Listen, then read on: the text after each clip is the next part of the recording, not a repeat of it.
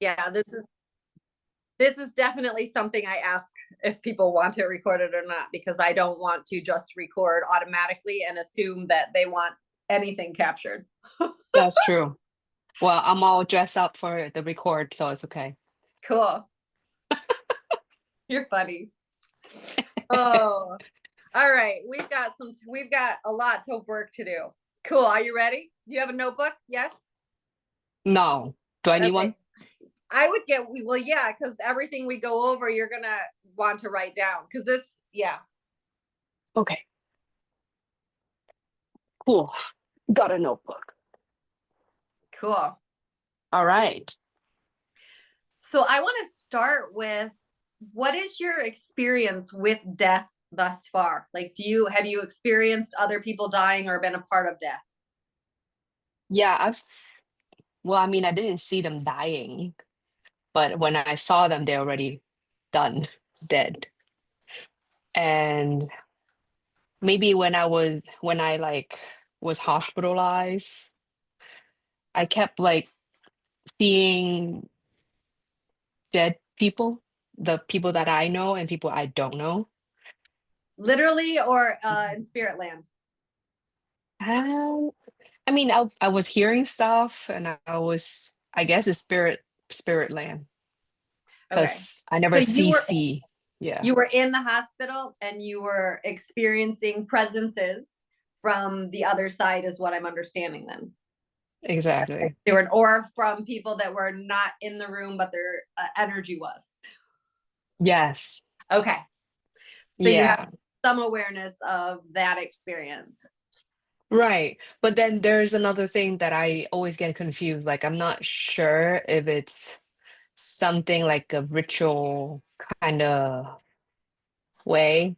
Because in our culture, there are people, they do all that ceremony. It's like ritual, and then they could do a spell on you, they could do other things, and and then they could lead you to see many other things also.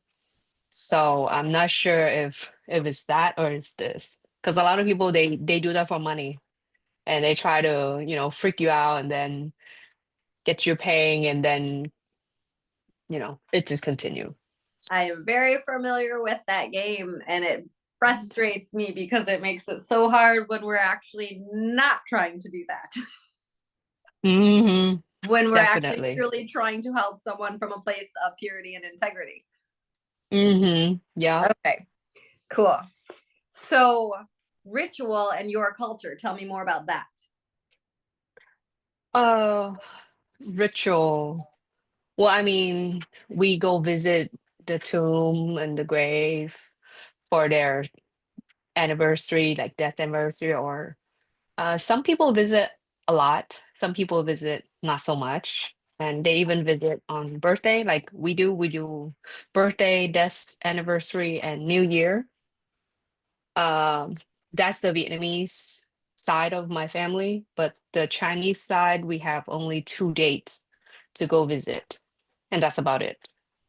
But then we burn these like paper stuff, cars, houses, people, phone, watches, shoe, all that stuff, and money. So just send it like that, and hopefully they get it. Say that one more time. So, when someone, on certain days, you send stuff Yeah, to the people that have already crossed. yeah, So where do you send it? If you're sending them, so you said you burn it and it sends it to them. exactly. So you burn paper money, paper. So it's symbolic stuff. Exactly. Okay, Hmm. burning symbolism. What? So this is all ritual after someone is gone. Is there a ritual leading up to or surrounding the actual experience? Well, on the day that they are gone, there's a lot of that ritual burning thing, but that's like the Buddhist side. But if it's Catholic, then the priest just come and then pray and then do the whole ceremony and then take to the tomb or to cremate, right? Mm-hmm. Yeah. So again, there's nothing prior. It's all, everything starts at the time of death and then beyond. Yep. Okay. Are your parents still with us? My mom. Okay. hmm How long ago where's your dad? 2009. So that's 16 years. And how is that experience for you?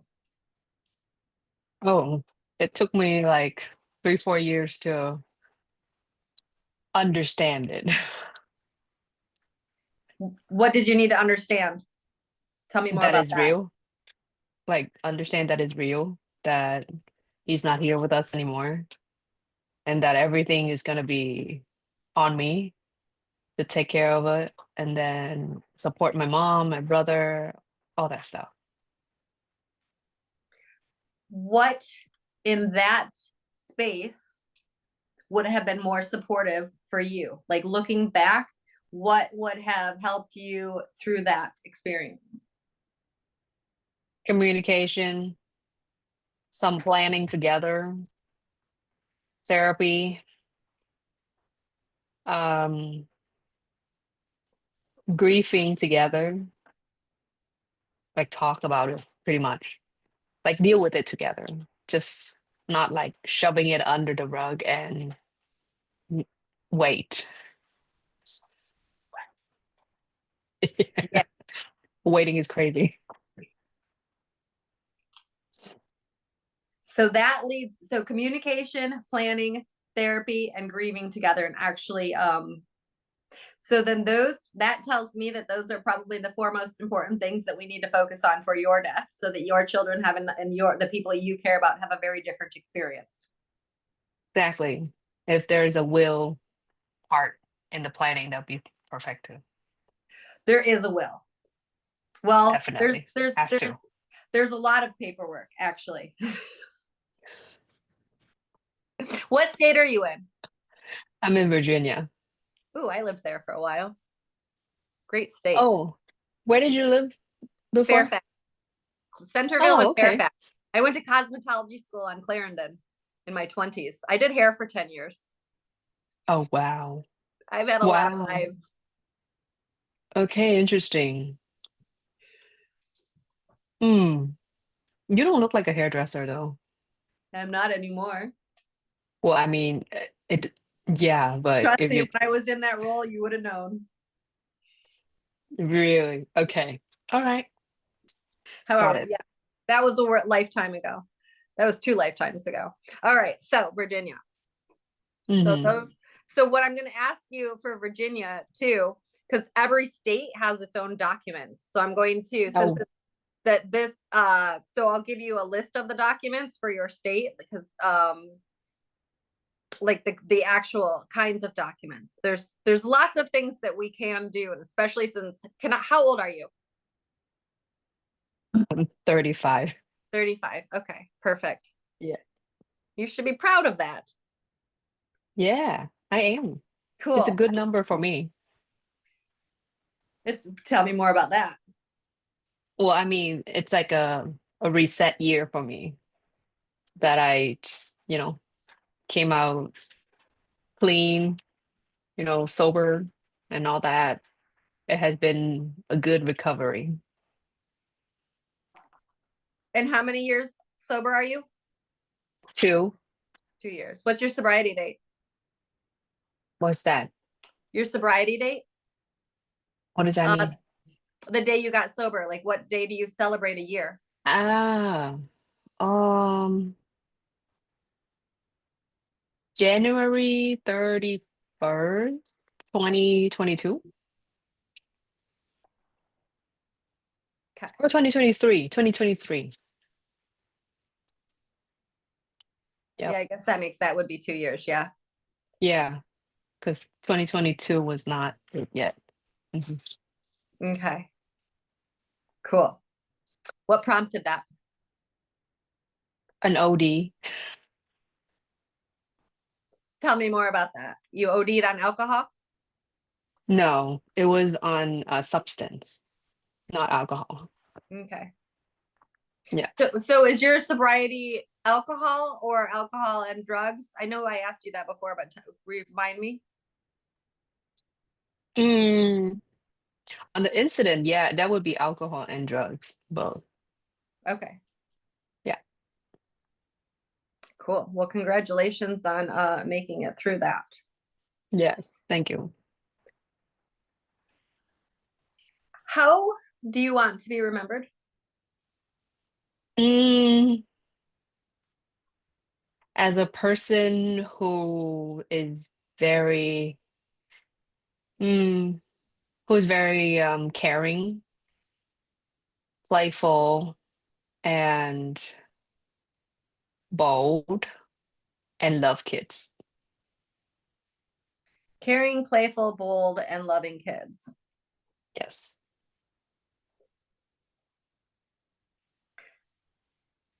So, what does that look like to you? What do you mean by that? Caring, playful, bold, and loving kids. If that's what we're remembered by, and that's the eulogy, and that is the like, I guess I need to figure out how to reframe that question of what that looks like. I guess, yeah, it speaks for itself. There's nothing more to add, I guess.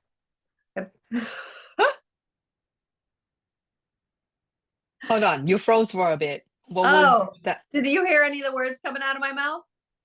No. you said? I think I heard the first word. Okay, perfect. Uh, Okay. if there's nothing, I guess describing that, sometimes people go deeper. If you're good with it, then I don't need to go deeper. Sometimes it elicits more information from people. But Mm, these words are pretty self-explanatory. yes. And so one of the things I want you to put on your list Okay. or your journal is my Mm-hmm. eulogy. Eulogy. Mm-hmm. How do you spell that? EULOGY, I think. Oh, Eulogy. That's how I sound it out. yes. And put caring, playful, bold, and loving kids.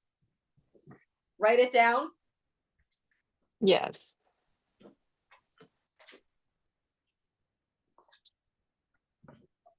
Okay. And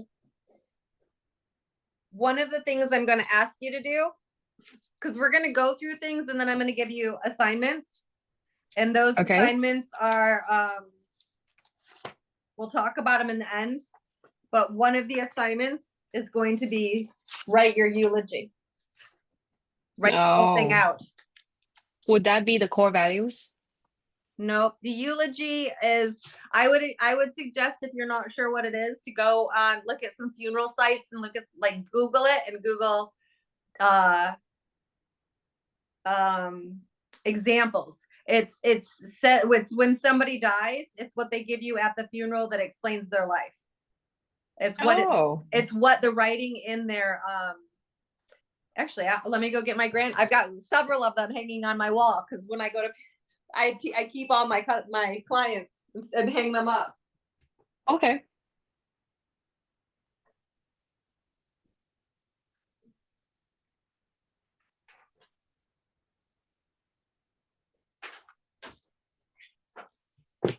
So here's two different examples from the Mm, funeral, and then this is another one. that's But fancy. yeah, this was my grandfather's. This was a gentleman that I stayed at his house.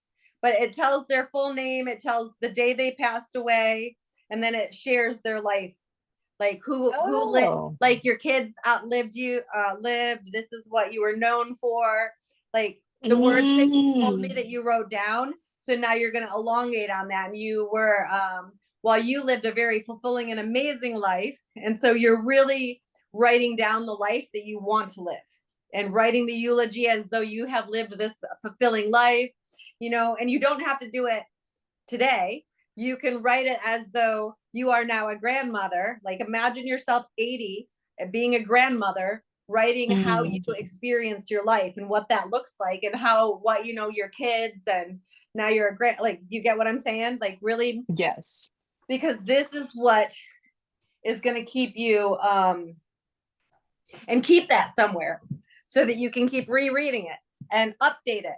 Like when you do your stuff, Mm, maybe keep this with that, since you look at that stuff yearly, and update what we're doing annually to fit your current state. So what we're doing is creating a template during this consultation, because we're not dying. I mean, you are dying, but it's a template. So you'll be so far ahead of other people, because once you know what your goal is, every decision you make from now on, is it aligned with hmm that or not? It's that's so true. much easier to make decisions when we have an end game. That's true. And And I'll even prepare my picture for it. right. And keep I don't, updating I, that. don't- I Because don't if want you had an 90 accident years old tomorrow, looking me. Yeah, then everyone would be prepared. exactly. And your kids would know. And the other thing I'm going to encourage you to do, or invite you to do, write your kids a letter every single year Mm, on their birthday, but okay. put it away. Oh, okay.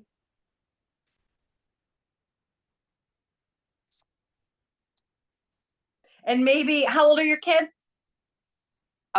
He's turning 11. Okay. So like, if you wrote them a letter on on his 12th birthday, celebrating his 11th year, telling him everything that you like, whatever, or however you want to do that, kind of again with your annual stuff. Imagine when he graduates college, or when he gets married, handing him all of these and then doing it again. And when you Oh, die, wow. having been gifted this or something, but wait until he's ready to receive them. Like, for now, just put them away. But imagine if our moms would have done this for us, or our parents, celebrating our life and Oh, reminding us yeah. how amazing we are and giving us something to look back on. And you're Mm-hmm. modeling for them now Mm-hmm. how to be present for their own children. And the biggest thing the weirdest conversations I have around this with people is when they're very upset about the way their children are behaving. Mm. And I'm like, your children are a product of you. They witnessed you treat your parents like this. You trained them Mm. how to respond to you and how important you are, and by how important they were, because we're Mm. flipping roles when we go out. So our kids are going to parent us the way we parented them, Oh, that's so true. You're right.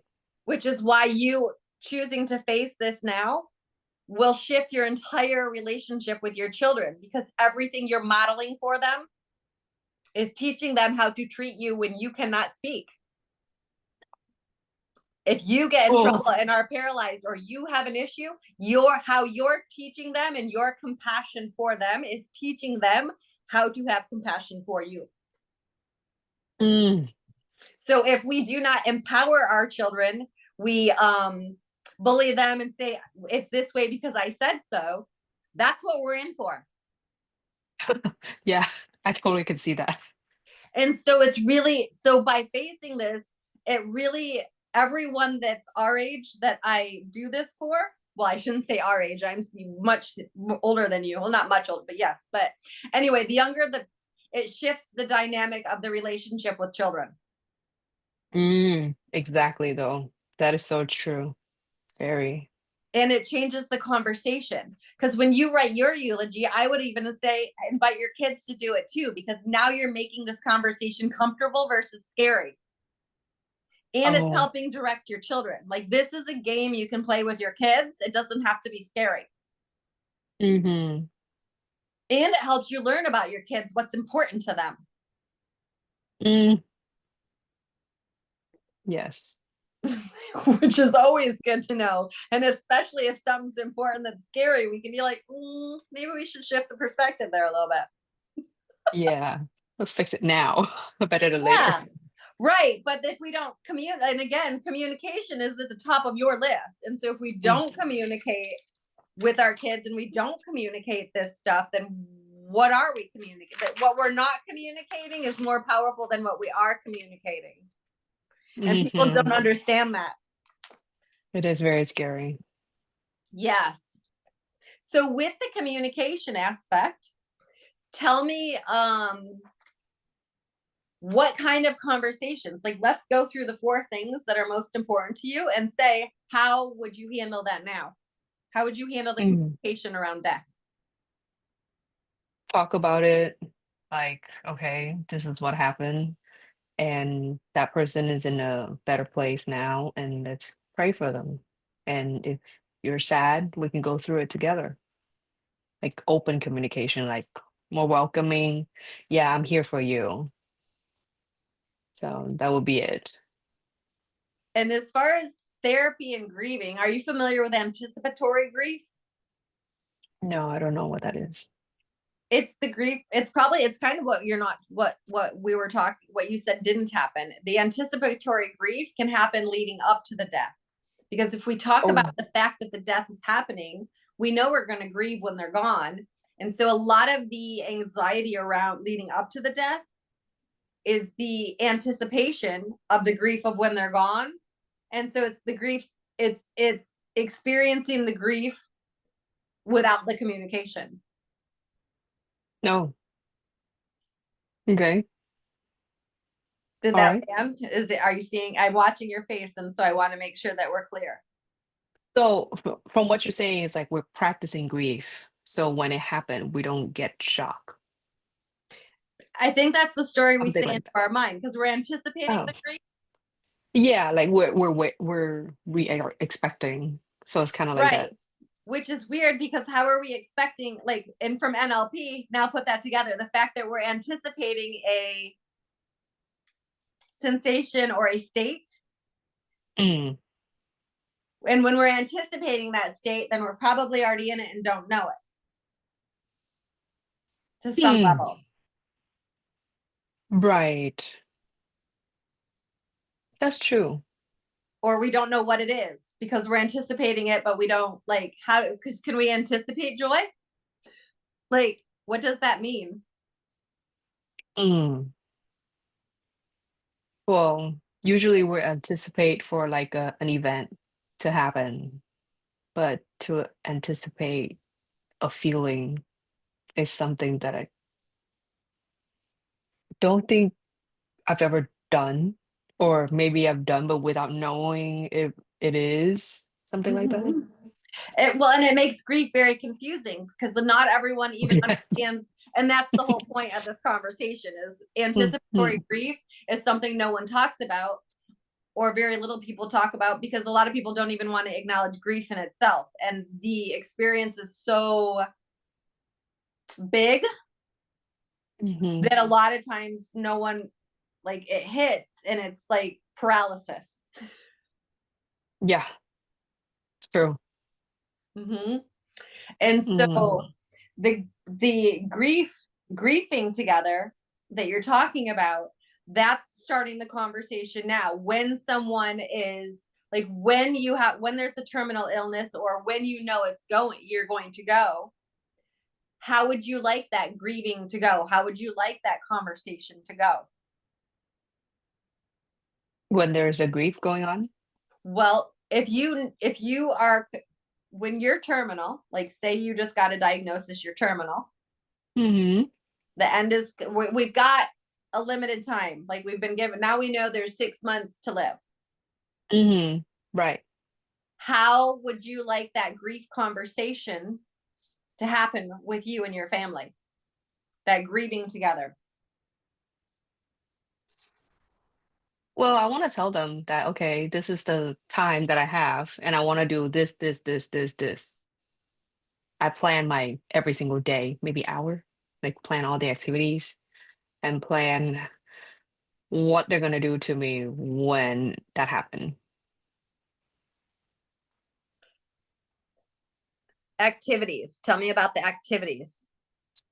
Well, I would want to plan the music gonna be played at my funeral, the flower that they're gonna give me, decorating, and how my coffin gonna be, what kind of material, and what's the budget on that. And then um I want to plan on, let's say if I get buried, then what I'm gonna do after like 20 years. Or if I cremate, then where I'm gonna go. Like maybe to a beach somewhere, like, you know. And then I want to know what's the pricing if, let's say, something happened to me in America, then what is the price for me to go from America back home? Because I still want to be home by the end of my life. And then I want to be at the city where I was born and grew up with. Um, and then let's say if my husband's still alive, I want him to get married after 3 years. If he's still, young, or if you want to. I don't know. But then I want if I have well, I mean, I want to have a will so that my kids know what to do with the money. And then um I want them to remember me on my birthday and my death anniversary. Don't send me stuff. Don't burn anything. Okay. Yeah. So for your activities, so it's death planning are the activities that you were discussing. And let me make sure that I wrote everything down correctly. Mhm. The death planning, Yes. coffin or cremation, Mm-hmm. um, and then flowers, Mm-hmm. music, what to do with body or ashes, Mm-hmm. um, the city in which that's going to Mm-hmm. happen, Right. and then then your will, Mm-hmm. uh, and then what your husband's going to do, husband's needs, Mm-hmm. 3 years, Yep. and then your dates to be remembered, or Yep. remember dates. And you said Mm-hmm. your birthday and death day. Yep. Okay. So why 3 years? Well, I mean, 1 year is okay too, I guess. How about when he feels ready? Rather than you trying to control it from the dead. That's true. And Well, I'm curious and I'm asking you this because from his perspective, like if he died and told you he would prefer you not to find love again for 3 years, what if you met somebody in a year or that helped you, but you wanted to honor his wishes and then you lost that relationship because you wanted to not be in a relationship for 3 years to honor his desire? When ultimately is your desire for him to be happy and move on, or to mourn you mm, for 3 years? that's so true. Well, that's a good And you don't have thing to answer to that in this ask. moment because again, this is the consultation. It's not, this is to plant all the seeds so that you actually, again, Yeah, and I'm going to give you all of these notes, but like really put yourself in his shoes, right. especially if something happened to you in the next year or two. You have kids. Like, what if he found happiness and needed help with the kids and it brought joy and love back into the home? Would you want that, or would you want that not to happen because you're not there? Or would you want that love in the home if it's still honoring and respecting you? If it doesn't mean you're pushed out and your pictures still get to hang and you're still honored, but your family finds support and love and joy again, is that okay? Yes, but I mean, I haven't seen a, well, it's not like I haven't seen.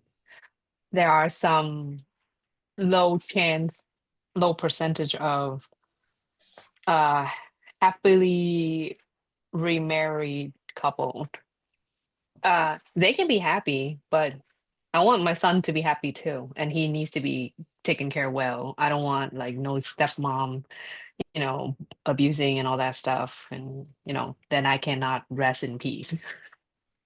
Well, and so this sounds like this is a great area for you and your husband to have a deep dive. Dang. Okay.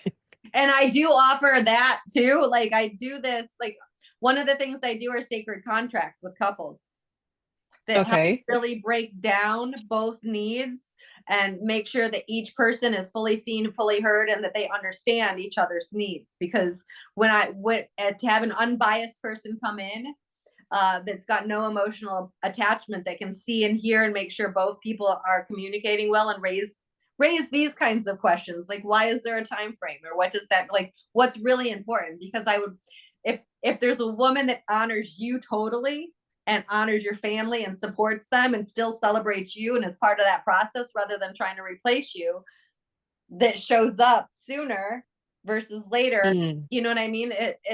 It's trusting his judgment, which sounds like you do, because you chose him as a partner. So it sounds like he would honor you and you could probably trust his judgment. yeah. Food for thought on all of that. But Right. that's something I would encourage you to meditate with and journal with, is what is the most important for your husband? Because in Mm,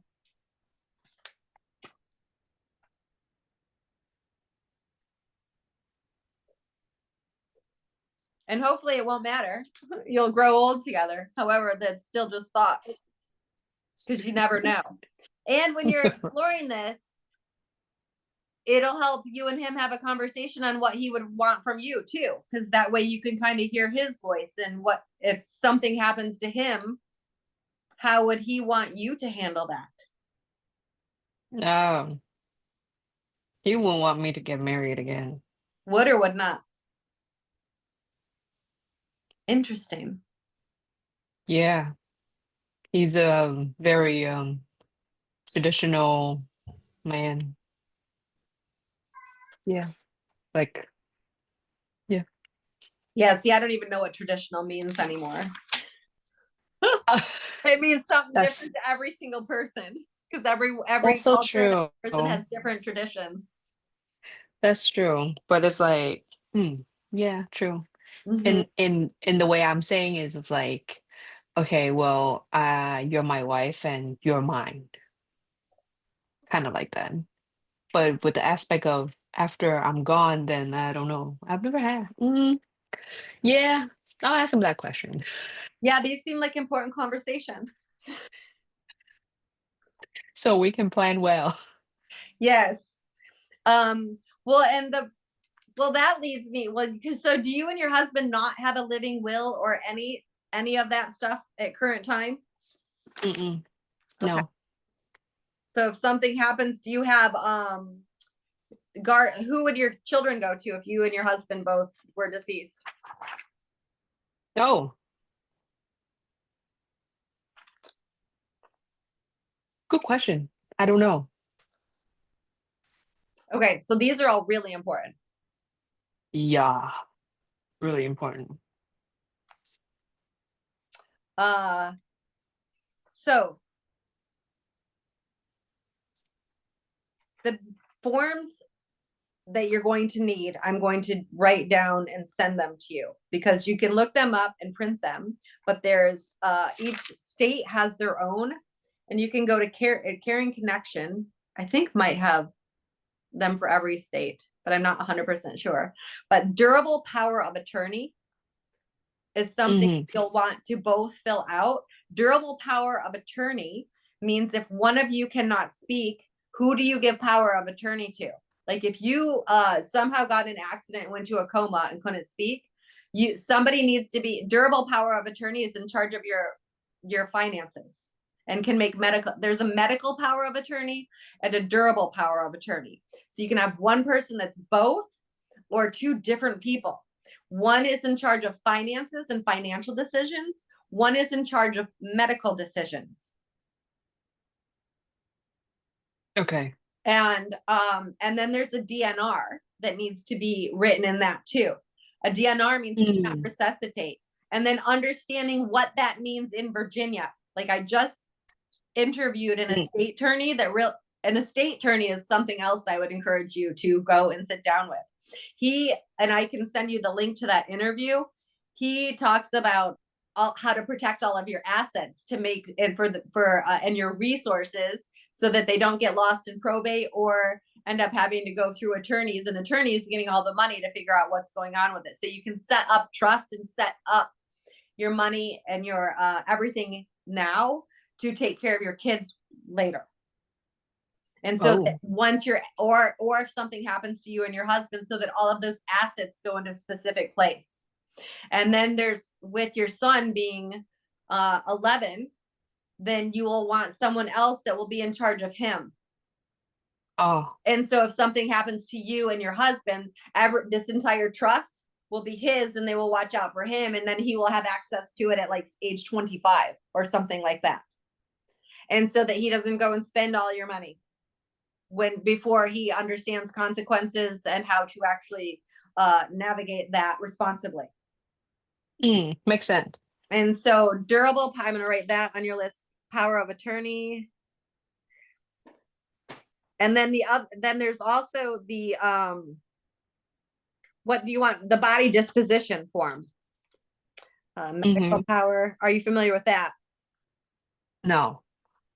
So since I am living here, but let's say the person of power of attorney is in Vietnam, then do I have to fill out a form in America and Vietnam both? That's a good question, because I've never done it out of country before. And I'm not sure how medical power of attorney would work from a different country. Oh.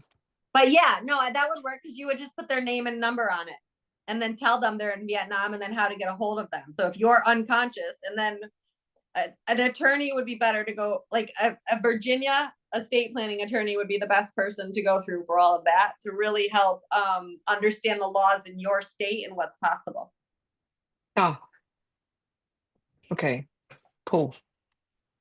Because the DNRs too, there's different levels of that. So basically, if your heart stops, do you want, or if you're going to be in a vegetative state, do you want to be saved or do you want to go? If there's going to be no option for quality of life, do we want to stay alive and be machine spending the kids' money? Right. Like no, most I don't want people to stay alive for all the wrong reasons. Yeah, that's so painful. And you get all that skin rash and you look ugly. Well, I want to die pretty. If there's no quality of life, what's the point? It robs everyone of resources, time, energy, joy. Yes. Like and sometimes it's best everybody's gonna die. And a lot of people are Exactly. really scared to want the person that they love to die. It's hard to pull the plug. Which is so if we set it up in advance, then they know what to do. Then we're honoring you. Exactly. Like I think this is the most responsible thing we can do, is look at our family and say, when it's time, don't feel guilty. Bless me that I've had a great life, and say, you know what? I'm glad you're fucking dying and you can go rest in peace and I can go experience joy again. Because there's no need for us both to sit here and be miserable. Exactly. Like, I don't want people to sit and grieve over me. I want them to celebrate that I made it this far. That's so true. Like, I didn't think I'd make it this far. I'm excited. Hey, but hey, question. So is there like there would be people who do your like body clean and face makeup and all that stuff? Oh, right? I've done that. I love it. So how long does the makeup stay? Do they put skincare on before makeup? Primer? I'm just asking. If you write it down what you want, that's the point of doing this. Okay, I will write down the brand, the number, all that stuff. Well, they'll have access to all the stuff, your stuff. Yes. But if we don't tell people what we want, like there's so many people that say, oh, I don't care. Once I'm gone, do what you want. Well, Oh no. How are people supposed to grieve and figure out what to do with all your stuff? And they're fighting, you know what I mean? And unless, because Oh yeah. everyone has their own idea. And so Right. we think, so many people think that by saying, oh, I'll let everyone decide. No, you're actually, now people are grieving you. And instead of being able to grieve you, now they're all arguing, trying to figure out what, because who knew you best when nobody actually knew. Nobody. Right, no one. And so it's actually the cruelest thing we can do to people. It's irresponsible and it's cruel. Mm, yeah. And it's a waste of time. Yes. So let's go back to what you just said. How do you want your plan your Look. look? Thank you. And so that leads me to a whole nother thing. Yeah, plan your outfit, plan your makeup. How do you want your hair done?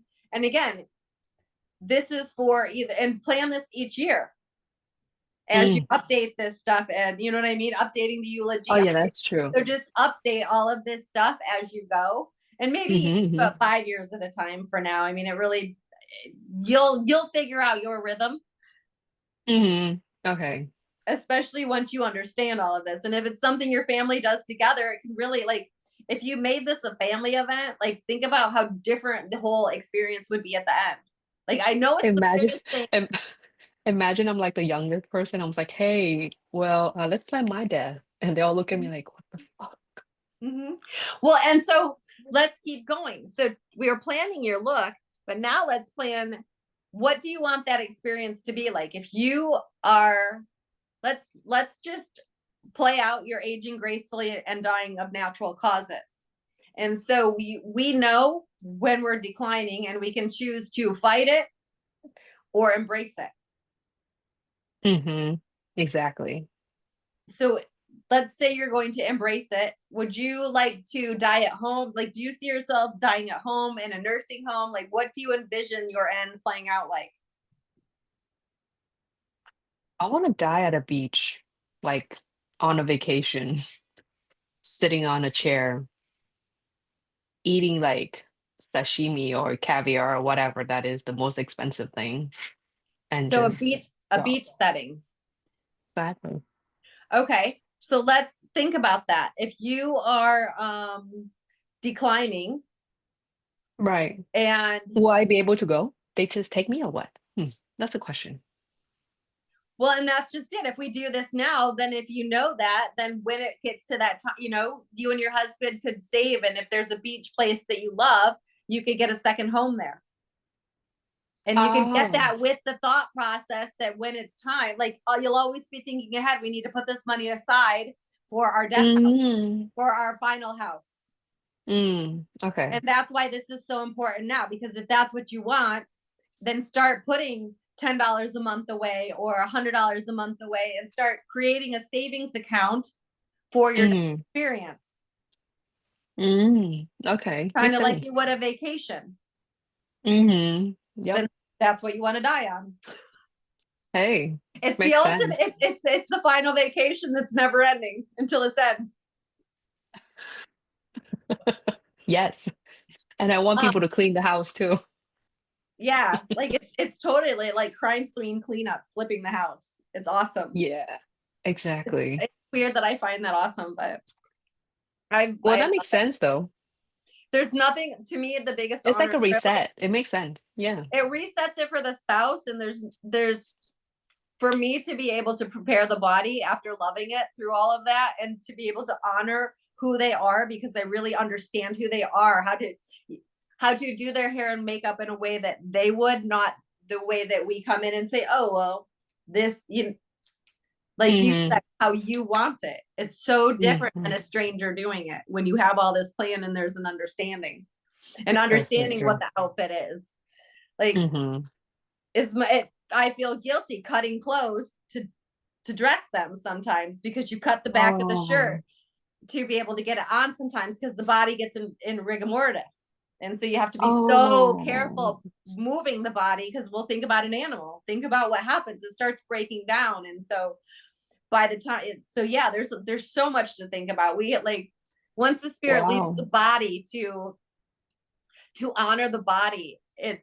Hmm. It's because there's no more life in it, and so it's declining, it's tightening up, and so we have to be so careful and so loving and so gentle, and it Oh, it's so then what kind of outfit would be most easy for the person to put it on? don't think about that.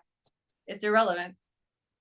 Oh, Doesn't I matter what mean, was easiest. What matters is what you want. but then but then I don't want to be like all squished just to get in something, you know. You're not going to be squished. Trust me. Uh, We know how to honor the body and put the clothes on it. I'm just okay, letting it you doesn't know matter that what. the clothes will be ruined.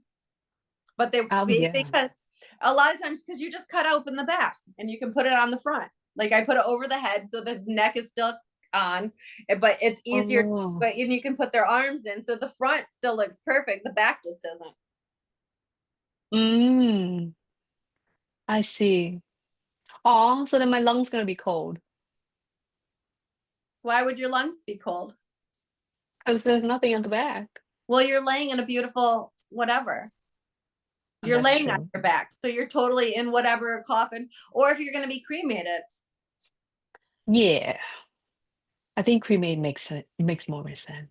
well, and who knows, you might want one of the earth options. Like there's What's that? well, you can get coffins now that are so they break down and you break down, rather than a Oh, box where you're always there, so that it becomes one with oh, nature versus a coffin. So you just kind of become oh, part of it.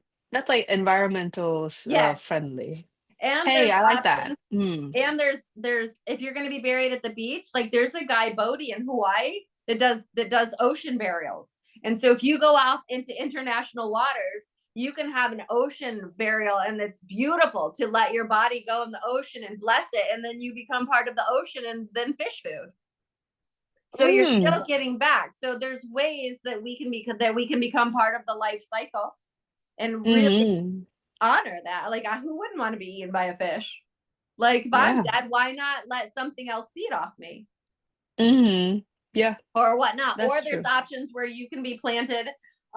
They put your body in a bag and a tree on top, and so your kids could plant you and have a tree. Oh, they can do that? Yeah. So there's a lot of options. Don't get stuck on coffin or cremation. Really explore. Oh, There's a Google green burial options. okay. And I'll put that on your thing too. But green burial options in 20 years or 30 years or 50 years, there's probably going to be a lot more.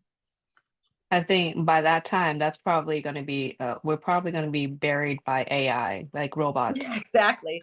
But so ocean burials and green burials, because depending on where your house is, like you could totally do an ocean burial Mm, since you're going to be that, on the beach. And that goes back the body disposition form. Body disposition form. Do you know what that is? mm-mm. We Is have to. that like related to organ donor Yeah, or so there's one of those that you'll fill out too if you want to donate anything and what you want, anything else that you would or would not want with your body before it's gone. okay, cool. Um, so back to planning. You were planning your look. So beach setting.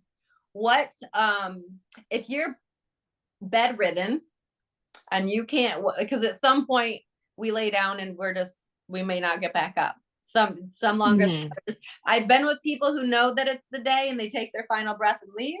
And I've been with people No, who don't get out of bed for months. true.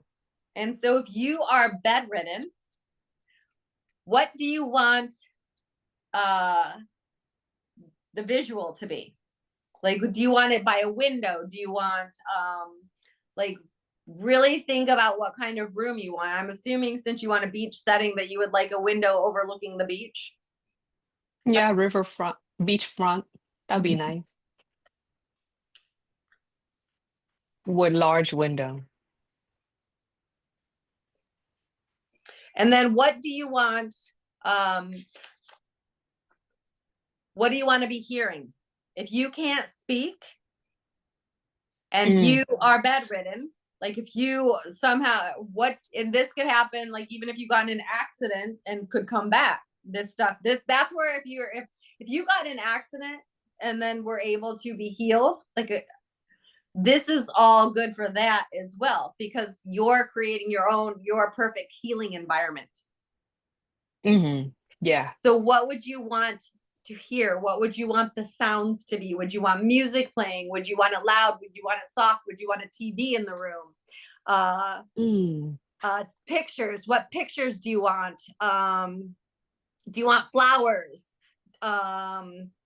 Like visual or comfort stuff, candles. Mm-hmm. Okay. So I want to have releasing negative energy music on. Um, forest rain, chakra balancing, um, no candle, no Okay, flower. Forest rain. rain. Thank you. Yeah. Forest rain. And then what did you say? Oh, chakra. Yes. And you said no And flowers, no candles. no flower. Okay. That's toxic, man. Pictures, TV. Eh, well, the picture may be my family picture. TV maybe playing like all the videos of our family, like memories. Just keep playing that. hmm And then I do want some rest. Like I don't want music all the time. So quiet hours. Yeah, there will be some quiet hours. Yes. And I do want some time like no one in the room with me though. I don't want people there all the time. So I'm putting quiet hours tentative schedule on Yes. your notes. And that is going to be, so if you don't want people visiting all the time, so I'm going to put people hmm visiting hours, and then I want Yeah. visiting rules, Thank you. That'd be so nice. hours and rules, because that's important, really Very. important. So let's talk about rules. What Yes. kind of rules are you thinking? Like, and who do you want there? And who do you Mm. not want there? hmm Um, Who is wanted? Anyone banned? I guess no one banned, but like don't come just because you have to come. I want you really want to come. Like fake people. I don't need that. So intentional visitors only. Yes, ma'am. And then if someone come and keep crying, I don't want that either. So no emotion, or limited negative emotion, or limited how would you like me to word that? Um, how about positive emotion visiting? Positive Limited visiting. crying, limited grief in the room, save the grief for outside of your room. Is that a better way No, to say it? I guess. Well, I mean, focus on completing the task that I have. There's a checklist I need to do. Don't So don't come just to grief. You're so busy. Like go to work, keep earning money, take care of your family, keep going. Something like that. so love, positive, caring energy in room. Yeah. Visiting hours, Mm-hmm. and then um what kind of smells? And you might not know in this moment, but like if you like cinnamon, or like because there is a smell of death. Have you ever Mm-hmm. smelled death? Um, when people are sick, like dying soon, that kind. Mm-hmm. Yeah, smell of old age and stuff. Yeah, when Yeah, I so used to work at senior that living. Yeah. smell will be in the room. So what do you want to smell, or what would you like in there? Would you like incense? Would you like do you want anything? Do you want aromatherapy, or do you want to just not worry about it? Like, I and want the room I to say be this because deodorized. if people are cooking, like, do you want, right? And so we need to, like, a lot of people don't understand that all of their daily tasks, that noise and that smell, all of that, others, like, they're not aware of what seeps into the room and affects the Yeah. dying person. So there's, and that's where the noise, so that's where, like, conversations, that's the other thing about visiting hours. Only limited crying, no conversations other than around Well, you, other than celebrating you. yeah, like, tell me things about their life that they're going through. Like, Mm, if you're not dying really. and you're shutting down and you're processing, do you want to hear about other people's drama? You're not No, going to I want to, don't I want promise that. you. That's too much work. If you can't speak and you're shutting down, you're going to be going through your life review and your process. You Oh, won't then I'm be, busy. yeah, if Mm-mm. you're dying, you're not in a pot. You're like, this is where I tell people, stop talking about your day-to-day issues, because, like, I don't Um, let anyone speak about themselves. When I'm protecting the space, there will be no conversations like that unless you directly ask and you want it. I would not invite it in okay. unless So let's it's, say, or think about that, unless you want them to tell you their celebrations. yeah, like their wins of the Okay, day kind of thing. so there, it's okay to share wins, just not drama. Yeah, no. Share wins. Yeah. And like maybe updating the progress, like of what they have done for my to go. Gotcha. Like, hey, I just signed this paper for you. Hey, we prepared a house. Hey, we booked a flight. Hey, something like that. Okay, updates on experience. Cool. Yes. Okay, let's go back to the smells. Mm-hmm. I want it to be deodorized. I don't want any random smell. What is Clean air deodorant? smell, like clean air smell of Clean air, air fresh. maybe smell of the sun, smell of fresh air on a spring day. But I don't want pollen in my room. No, and I want the room to be clean, no dust, no animal, no insects, nothing.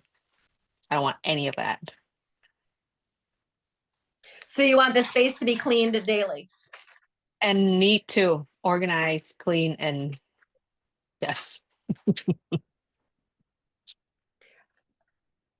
Now, if Eh, you are not able to, okay, so the space is clean. Visual, we did eyes, we did smells, we did ears. Um, Hey, but hold on. I want someone to check on that too. Like, let's say I want it to be clean and I want all this, but this is my want. But when they're grieving, maybe nobody is checking on that. Let's say that I have a housemate, a housekeeper to be in charge of doing all that, but who's gonna cross-check them? So I want the person to actually go do it. And if they want to like, feedback to that person, go outside. Don't do it in front of me. oh yeah, totally. Yeah. Psychic space, gotta respect the psychic space. All right, so list of space needs is gonna be one of your tasks. Yes. Dying space. I guess I should put dying space needs. Yep. Okay, so to keep space clean, I'm putting notes so that you remember what to keep space clean. hmm Well, in order, clean and orderly. Like that's something, like that would be something I oversee a lot of that stuff. Like the point, Mm. Oh, you're gonna be the one who do all that to make well, sure. not someone like me, that's where I'm saying in your world, Ah, there would be some, like, I have all this information and could be, so this is all the information that your medical and power of attorney people will want so that they can appoint people to be in all these things. And then there might even be Oh. someone like myself, like when I go into experiences where, because I can be emotionally unattached and see all of the wishes and make their things get done without the emotional attachment with compassion and grace. And so Mm. there's an option to have a like someone like me or a death advocate. Ah, okay. Do they have that at every country? I don't know. Ah, And death doulas just became there just became a national board in 2018. Like most people don't even know we exist, like because we've been kind of quiet, kind of like witches, like everything. Like women weren't allowed to talk about their gifts without getting in trouble, so we didn't. oh, But death doulas being a thing and certifications, this is a new thing. okay. So, I mean, with the certification, then it's legal, so it's still people don't talk about it? Well, they are now, but that's what I'm saying. It started in like Back. it just became a national board and a thing in 2018. So not, I don't know, like they're everywhere, but I don't know how many are communicating. Like there's not, I Oh. we're yeah, it's kind of like if you wanted NLP, where is it? It's, well, you just got to find someone. It's not, there's not an NLP practitioner everywhere, or there is one everywhere. And just because there is one doesn't mean that they're qualified or they're someone you want to work with. Makes sense. Because you can get an NLP certification for $7 online. I would not want to work with that person. Yeah, I saw that too, and I was like, okay. So it's the same thing. So, so like what I just asked you, maybe you can put down whatever I write, it needs to be bilingual, two language, Yes, English I and did put Death Vietnamese. Advocate on here. Yeah. And there's platforms I can connect you with too. So there's even online portals that you can keep updating this in so that your loved ones have access to it. Oh, so is that one person gonna get access to it? It's like a medical record kind of thing, or it's Well, like there's a group? 5 wishes, I think is what it's called. There's and there's, what is it? I gotta look at it. But there's a couple different things that like they're online portals know that like your family, everyone can have access to. It's like an updating site Oh, cool. that you can start and like just start keeping records now. So It's can I like, update both in English and Vietnamese? yeah, and that way the people in that speak Vietnamese could come in and look and see too what's going on, what the wishes are, what the current plan is. So personal end of life wishes. It's I'm looking to see where that's at. I think it's 5 wishes, but I'm not 100% sure.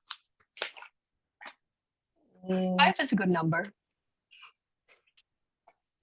No, I think that's the actual website though. That's what I'm looking for because it's online platform. Ah, nice. Yeah.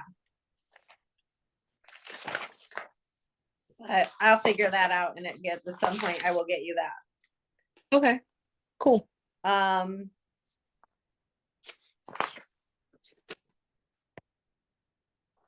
uh,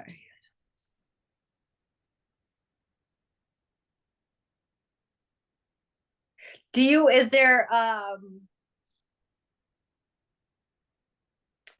won't be anyone that you never want present, right?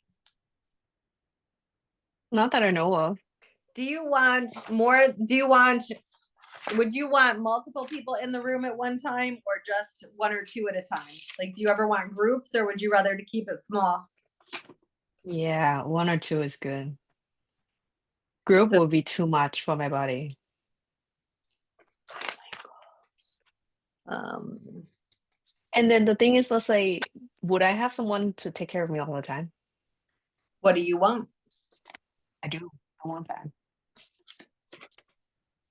Like, I want to be clean. I don't want my body to have like rashes and pimples on that stuff. I don't want that. And so that then you're gonna Mm. want someone like me. You're gonna need a death doula because So you're gonna be there 24/7 or what? not necessarily, no, a death doula wouldn't be there 24/7, but we would be able to either get nurses or and work with hospice. So Ah, everything, it depends on the state too, and so it will depend on where your beach house is. When I was in Florida, hospice could only come 5 days a week for 30 minutes. And that was their goal, to come bathe the person that was bedridden in 30 minutes. And my client's wife, bless her heart, I love her. She's like, well, I'm going to have hospice wash them so that it doesn't, because it was a lot on my body to move people and wash them and shower them and stuff, because it's a lot. So, or wash them in bed. And so her objective was to invite hospice in to help support me and give my body relief.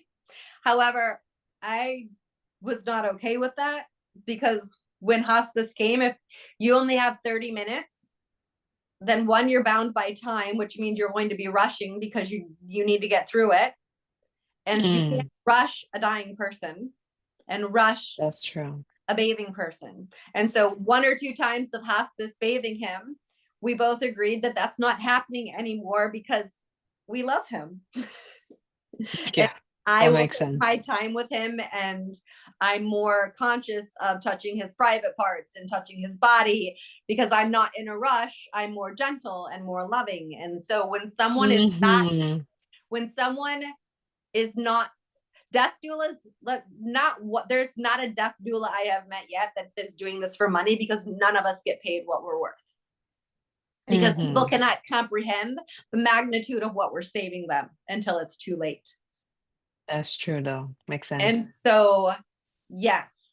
And there's a lot of us that we have different qualifications. Like, my background is occupational science. I owned a gym, and my background is shamanic. So I understand multiple levels of what is happening spiritually, physically, emotionally. There are some that are housewives and are just companion care. And are an excellent mother. There are some that were nurses and worked on hospice, so they can bring a whole nother thing. And so it's interviewing and finding the person at that time that resonates with you and your family. Okay. And so then who's going to be interviewing that? Well, you would. Well, and again, you and I can keep if that, yeah. So then let's say if I know I have 6 more months or whatever, then is that when I start interviewing? That would make sense, right? That, or you can keep a retain, like if we keep a retainer and then yearly update or do something, or you could say, hey, Willow, when this happens, if you're available, since you helped me create this plan, that's something we can segue into. Or when you do your medical power of attorney and when you do the law work and you appoint that stuff, you, like, at that point in time, if you wanted to, you could say, yeah, I went over all this stuff. If I can't speak, go talk to Willow, because she has a lot of that information that's necessary for what I want.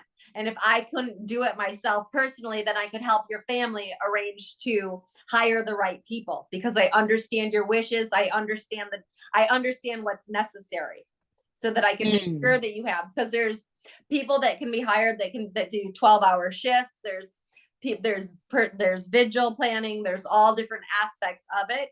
And so that's where someone like myself could come in and help your family and say, okay, I'm going to oversee the bigger perspective and plan it. And that's why we're doing all this work now, so that all of that will be in play. Like, we can actually sit down, and when you say, okay, I want my death advocate, these are the qualities I want.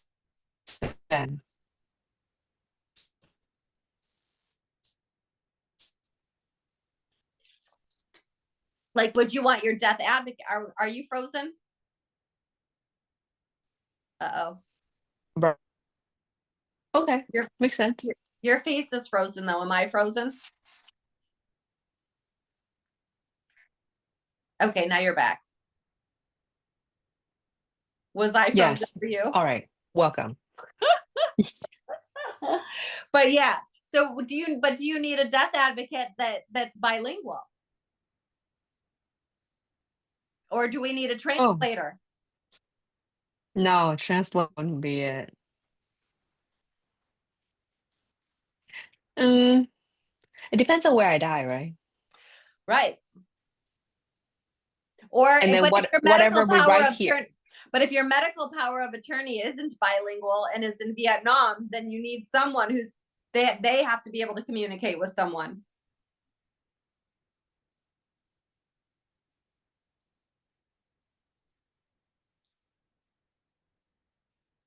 Mm, okay.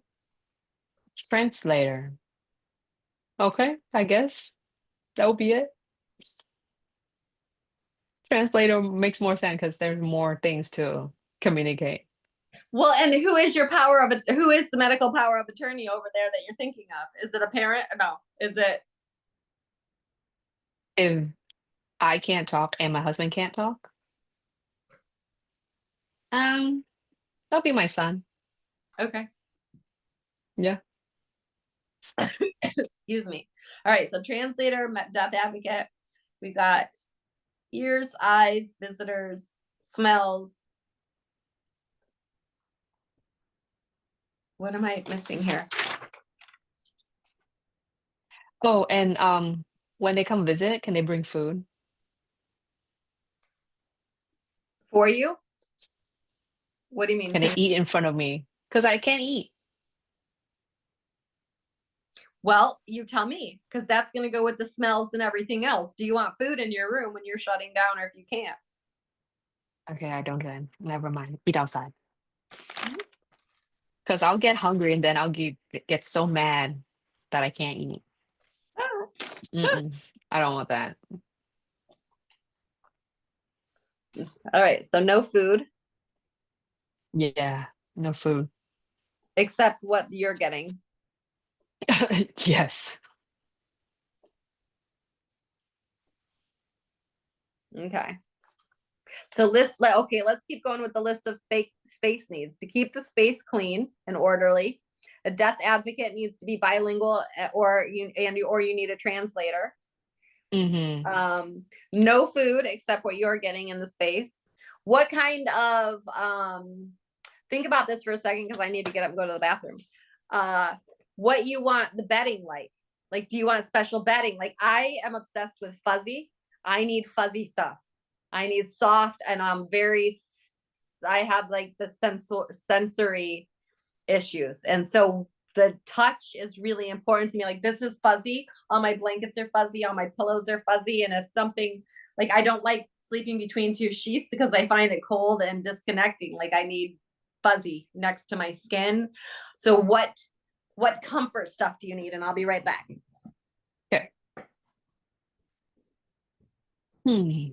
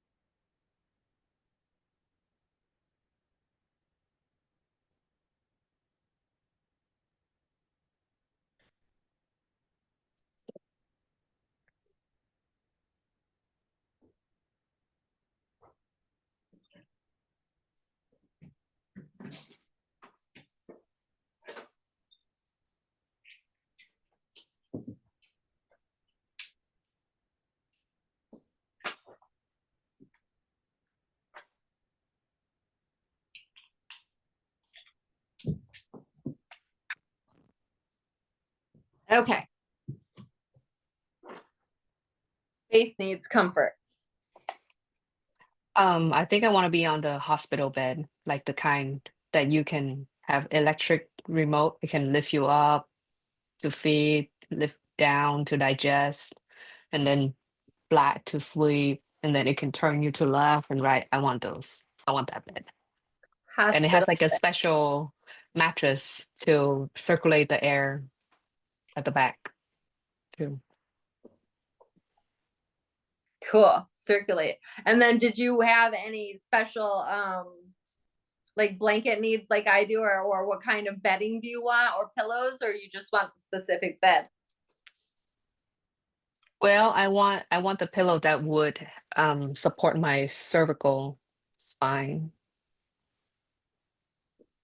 And then I want a pillow under my knee so my back can be flat.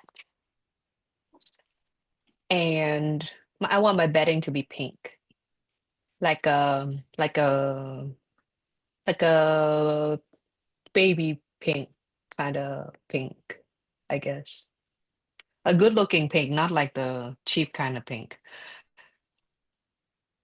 Uh-huh. Yeah, I'm not don't even give sure me I know the difference between a good pink and a cheap pink.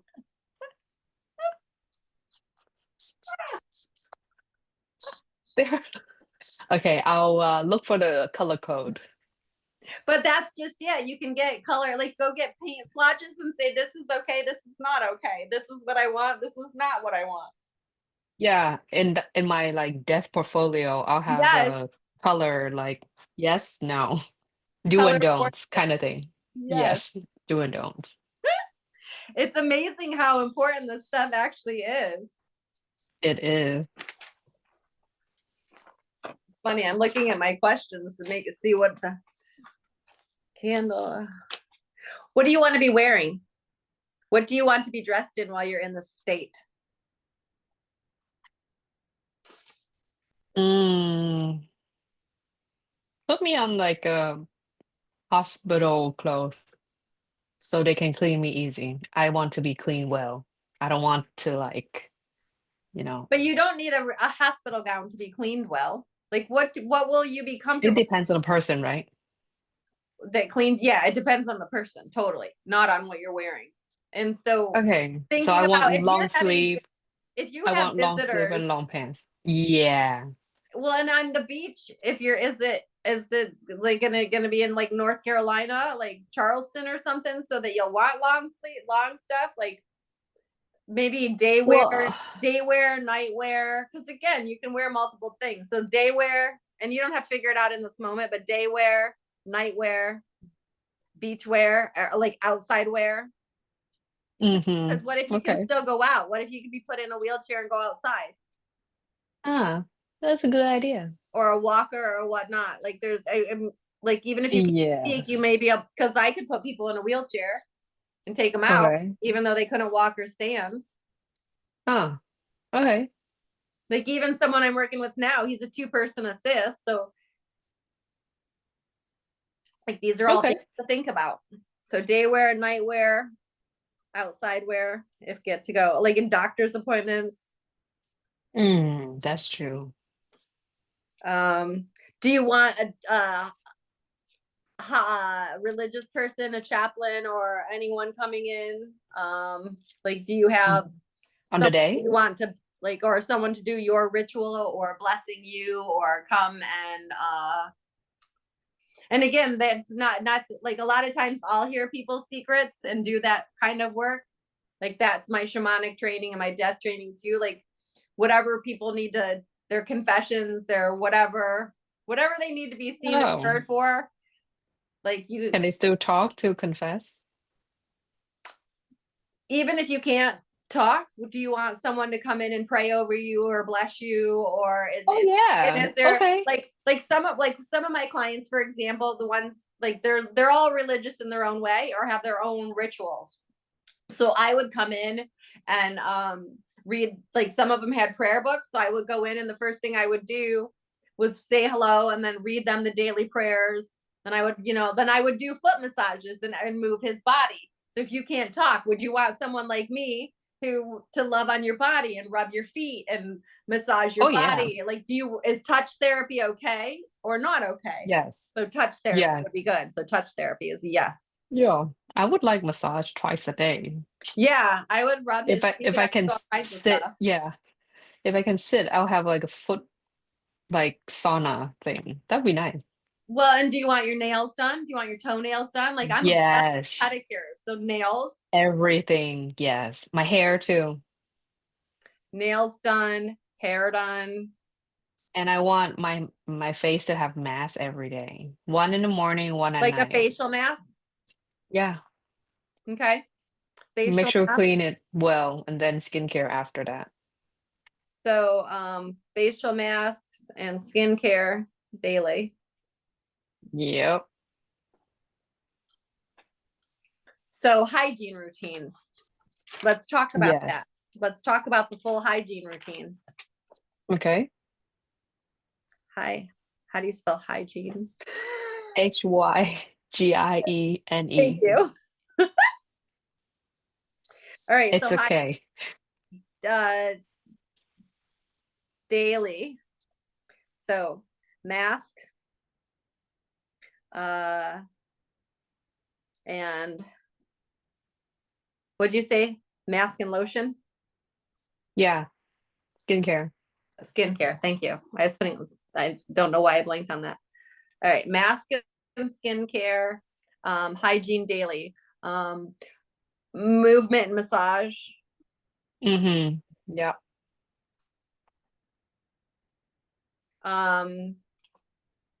shower, Mm-hmm. oh my gosh, another big one too. When on all of those meds, it is inevitable. Bowel movements, bowel movements, bowel movements, bowel movements. People's bowels stop working and then they start pumping them full of Maalox or laxative, like stool softeners and suppositories. So I'm going to introduce you to something called black Spanish radish. Okay. I when getting sober and off meds, we have issues as well. It's a standard process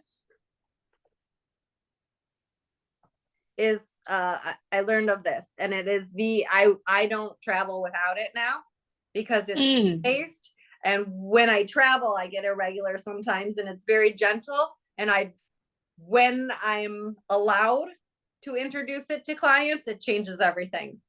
However, I'm not often allowed to because I am not a medical person and it is not FDA approved.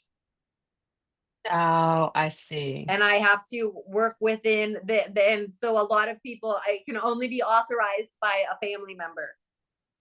Oh, And okay. so we need to think about your bowel movements now so that you are not stuck in a position where people are shoving suppositories up you and doing all this stuff because your body's not working. And that needs to be part of it. If my bowels aren't, like, if I'm start this now, like I would get it now if I were you and just try it and see if it works, and then have something like that when there's an issue, this is what I want used instead of all of that other stuff, and have a protocol for that. Because or when we're force feeding and force excreting, that's usually when we need to stop fighting and really take a look at the bigger picture. What I invite people to do normally in that space is just stop the feeding, period. Because at that point, the body's not working. So let's stop torturing the person and allow them to shut down. And most people are scared to stop the process because they think they're being cruel to the person when they're not. That's very painful though. Like you have all that tube, tape, everything. Right. And so it's part of the stop. So we need to give standard process for bowel movement. Let me put this on Spanish, black Spanish.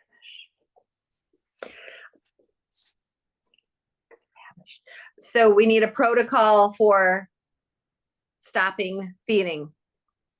Yeah. And the person that they were scared to stop feeding lived for 10 days with no water and no food. Oh. So you'd be amazed because there's still all the processing. And so we can't process the emotion and the energy and shut down when we're forcing things. So you can see the adverse effect that's having on the person. That's true. It's torture. Yeah. And so we need to make a protocol to not torture you. Yeah. I don't want to be ugly. If I need artificial poop help, can you stop feeding me, please? Because if my body's not, if our bodies aren't working, let's stop putting stuff in. Yeah. That's a good idea. Good deal right there. Yeah. So protocol to stop feeding. And that conversation with the medical power of attorney too. This is all stuff the medical person needs to understand, because they're the ones, they're your advocate if you cannot speak. Yeah. And then that means that, well, I'm gonna have like a lot of IV thing Not and that. necessary. No, like No? it doesn't mean any of that. You Ah, can be dying okay. in your own bed, comfortable as heck, but that just stops working. And so you're just like, a lot of people at the end, when they're really conscious still and able to have this, they just choose to stop eating and drinking Mm, because you no longer want it. You know, you're shutting down. Like those hunger pains just don't exist anymore, because are they hunger pains, or are they all the other weird pains? Or are they all, what, you know what I mean? There's just so much spiritually happening. And a lot of times the veil is thin. So like the experience you had in the hospital that you talked about with that, like when I'm with people, like I love learning who was all in the room with us. yeah. For I mean, you'll see a lot of people. my stepdad, like there was 25 people in the room. Mm. He tell you like who's Yeah. standing where, like Well, how they look like, those kind of he stuff. didn't, because Oh, I said, "Oh, really? Can you tell me more?" He goes, "No, they don't want to talk to you. They need you to stop talking. They're here for me." I said, "Okay, thanks. Sorry." So no, I've learned that that's not my place. They'll share with me what they want, and most of them share quite a lot.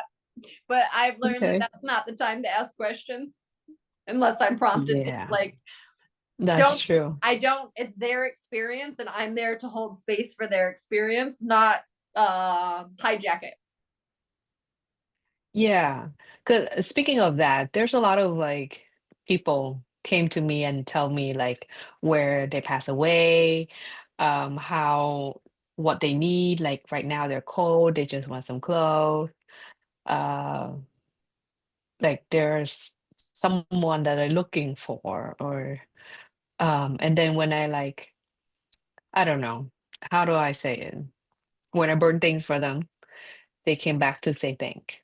So I'm like, Oh, yeah, like you see army of people, and I'm not sure if that's true or not. Like, you know, back to what I told you earlier, is it what I really see, or is it someone doing spell something to make me see that? You know what I'm saying? I do, and that's a whole nother thing. Level of spirit. Yeah. Well, it's a whole nother conversation and a whole nother level of understanding how to communicate and how to understand No, boundaries, how to set boundaries, and how to open that door that's or close true. that door. Like that's a whole nother thing. Yeah, because I used to see a lot, and then since I start wearing this smoky stone bracelet, I don't see it as much. And then sometime when once in a while they come, and then I just ignore them, and then they don't come anymore. So maybe that's what you're talking about, the boundaries. Well, yes, only it sounds like you don't have to ignore them. You can straight up say boundary. And if you do, you want this communication or not? Oh, we're frozen again.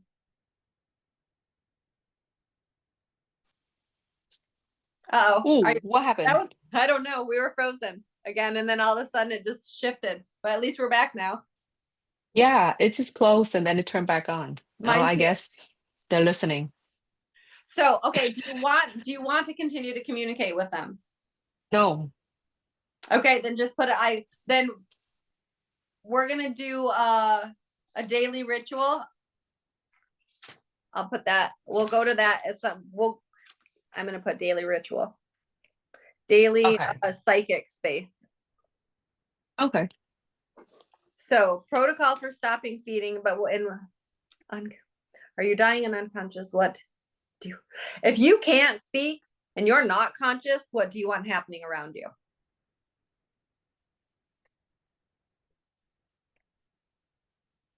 Mm, I want people to know what to do.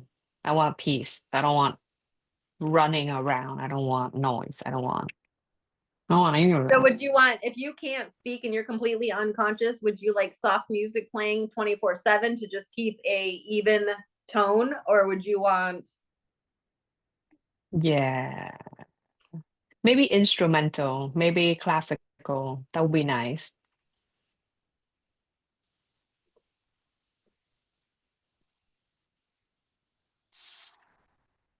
Yeah.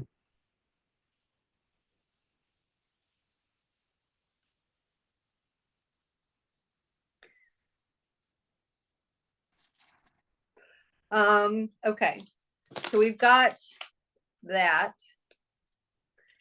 Do you care who's in the rest of the house? That should only just be me, my husband, right? And the person who's taking care of me. Do you want the caregiver living there? Do you want a caregiver living with you? Or do you just want outside people coming in? I want outside people coming in, but like they could do 8-hour shift. So there will be 3 people instead of 12-hour shift. That's too long.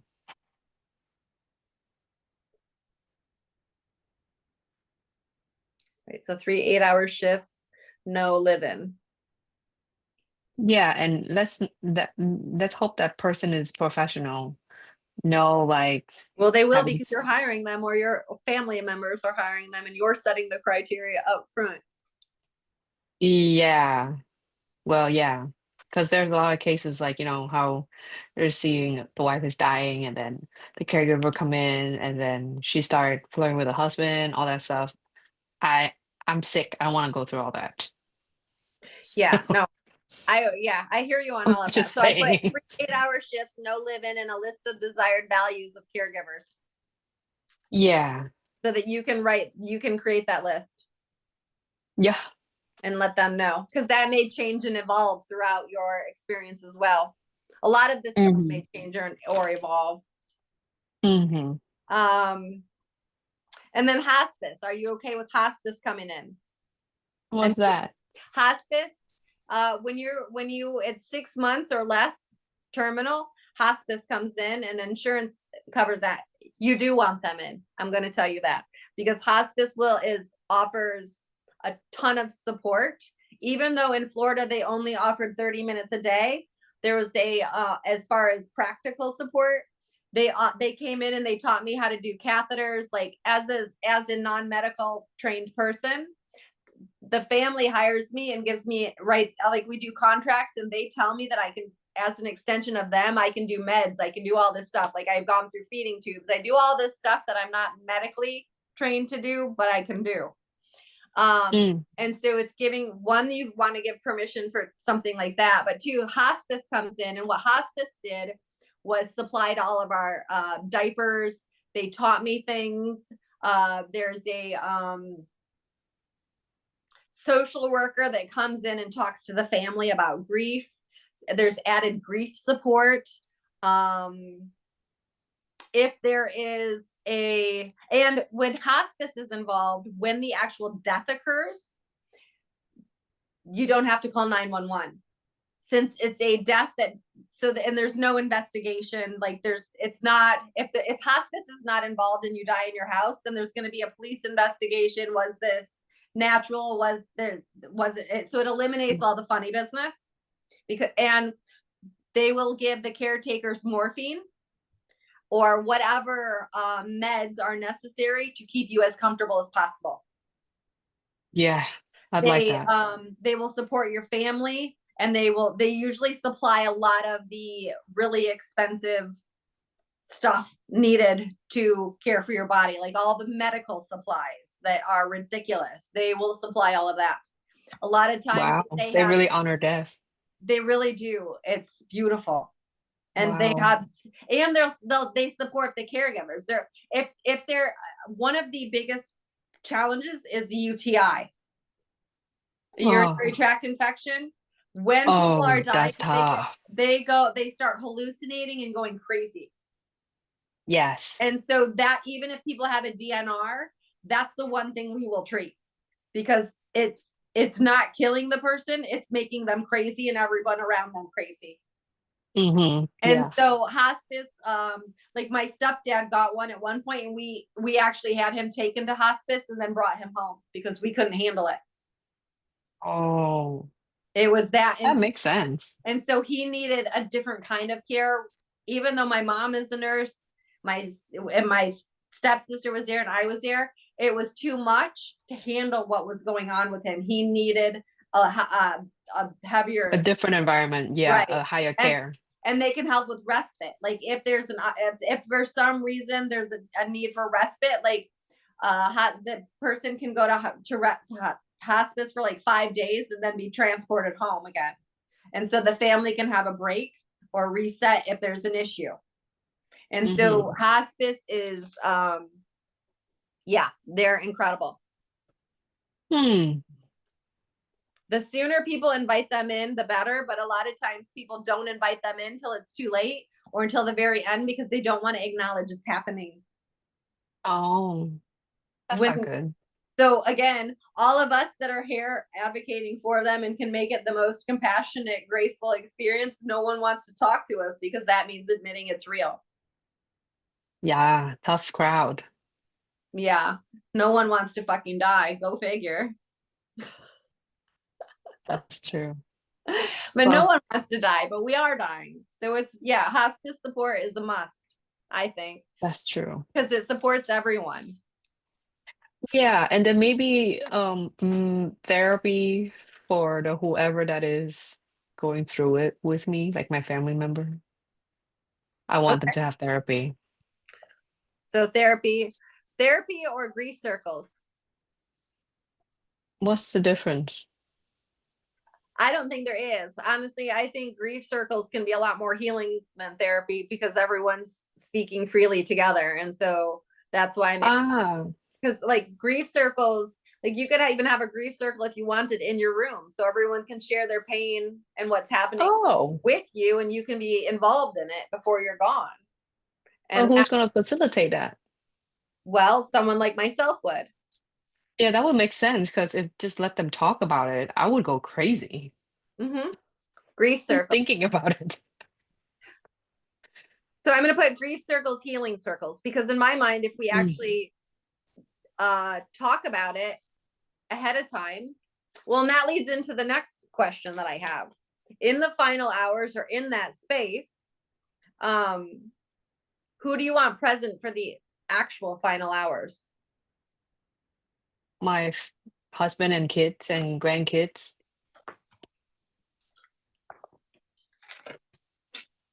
And can they pop champagne and drink to celebrate that, honor me?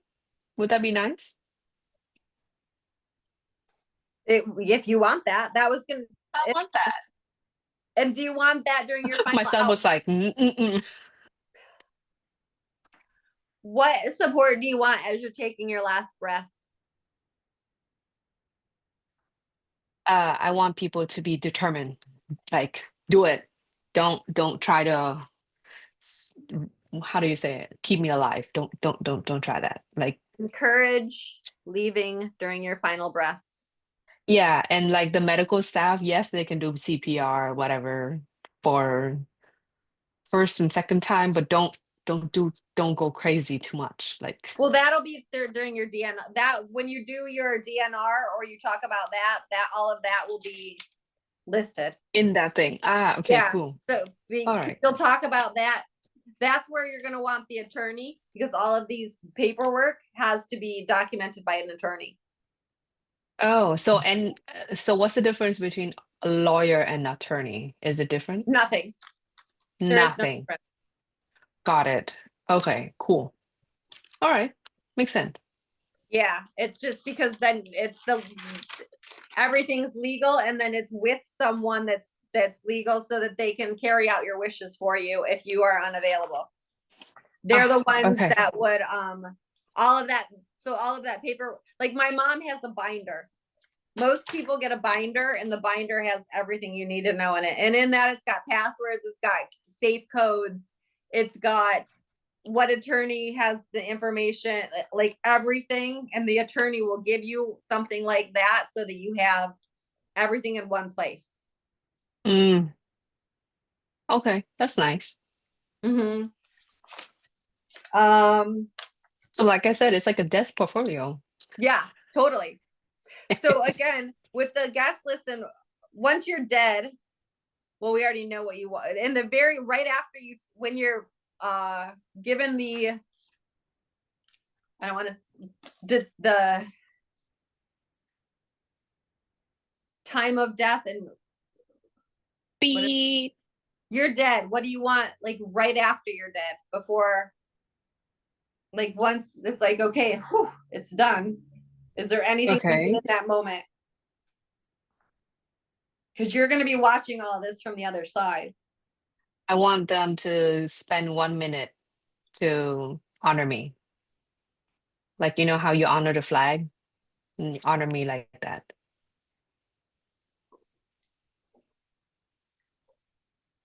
In silence, honoring you. Yeah, that'd be nice.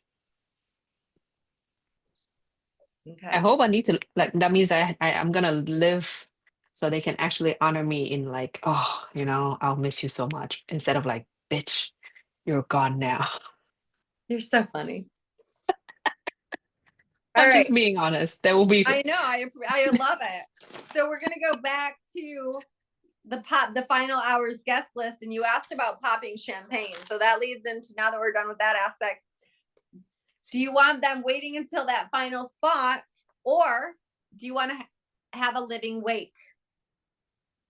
what's that? A living, well, you know how in a wake they put up pictures, they come in and they view your body, like when you go into the wake before the funeral. Like when there's someone Oh, in a funeral, when there's a funeral, you know how there's usually a wake either before the funeral or a couple days before the funeral, like the day before, where you can come in and view the body and just have whatever, and then the next day or after it, there's an actual funeral. oh, so is it like there's uh like after you die, your body go maybe in your family or like in the house or go to somewhere and then people just come visit. Is that what you're talking about? Right. That's what an actual wake is after someone dies. And so what Wake. Okay. the wake is, yeah, kind of where you're viewing the body, and it's not the funeral yet. They're just in the casket, and people can come in and view the body and have their own Oh, experience. And all then, right. Okay. so do you want one of those while you're still alive? Like, you don't want the room full. You only want one or two people in at a time. But would you like a day to plan where maybe there's a group and have a living wake? And if there was a living wake and everyone is having champagne and celebrating, do you want the party celebrating you to be outside of your room, and then people to come in one by one and share their memories with you, like what they would share at the funeral, only share it with you while you're still alive? And that kind of is like the grief circles and the healing circles, that we can have a healing circle, and during that we can celebrate your life, celebrate stories about you, and they could share that in the room with you while you're still alive, instead of having a wake after you're dead. And you could hear what people are saying or would say, and then celebrating. Or would you rather not have that? Um, I don't want people to come talk to me at that time, man. That's too much. I Okay. want if let's say I know I'm about to die, can they record themselves saying stuff about me Why and would they just do that? I mean, and then I play it when during my wake time? Oh, would that be too Well, much? no, that's the whole point. If you don't want a living wake, then don't worry about it. They can just do it after you're dead. Just like, that's what normally they do, all of this after you're dead. That's why Because I because for invite my people to be a part of it. yeah, because for my dad, we put him there for 7 days. And there are people come visit, we do ritual ceremony thing, and then there's music, there are Lots of crying.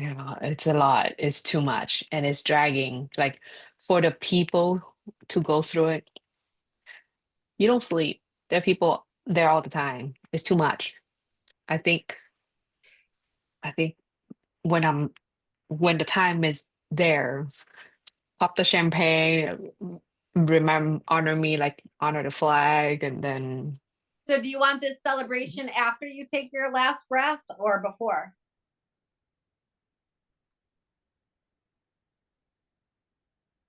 mm, after. Okay, so after your last breath, that's when you would have like pop champagne and celebrate life. Yeah, that's like honor after the 1 minute of honoring and then pop the champagne. Okay, Yeah. perfect. And then after that, I don't know what to do though. What's the next part after that? Well, that's when we would decide what to do with your body, depending on if you were getting cremated, if you were going to a coffin, or what was going to be done with your body. Oh, like what you say for the fish, that would be nice. Like do it at the sea.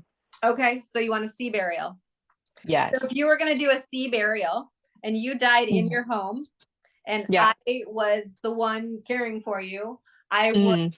clean your like clean your body, and then what other rituals would you want around it, like blessing? Like I personally create blessings for the body, blessings for the spirit, blessing for the Mm. wisdom, all of that stuff. And so maybe you want to write a specific blessing that you want done for you and write down the details that you want done for your body. Like you want your Yeah. specific makeup, so the presentation. And I know Bodhi does it, like he puts flowers on the body, and it's just this beautiful experience that takes them out to sea. And so when you buy the house, so that you know where it's at, you would explore who the people are in that area that Mm. offered that option, and then start kind of creating the end of life plan with them, and finding out and find out what needs to be done in order to then store your body for that experience. We actually legally, when working with hospice, if a person dies, you can keep their body for 3 days. Yeah. Oh, hold on. So then after the champagne, if I'm like donating my whatever, then do they take it right away? Yeah, if you're donating organs, that's going to be different because they're going to need them while they're fresh. That's true. And Oh, so then would I have my 1 minute? if you're dying of old age, I'm not sure that you're going to have organs to donate if you're terminal. If you're in an accident, then that might be a different option. And so, That's true. like, that's all something that will be, the details will evolve as this evolves. Ah, okay, When got you it. do the body disposition, because, yeah, if you're in that space, then yeah, the body will need to go to be so that the organs can be harvested, which is a completely different thing than letting the body Hmm. sit there for 3 days. That's so true. Mm. So there's so much, and most people that are terminal or dying of old age are not donating organs. A lot of times the option is they donate their body for research sometimes Ah, okay, to like cool. medical establishments or different whatever. So, Mm. and if you want to see burial, then you're obviously not going to donate your body to research. Yeah. During my life, I'm gonna invest for research already.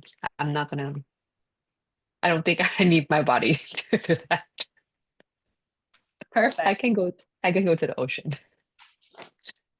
Let's So keep myself burial. dying pretty. I like that. Exactly. Um, I feel like I just had something in my head and I forgot.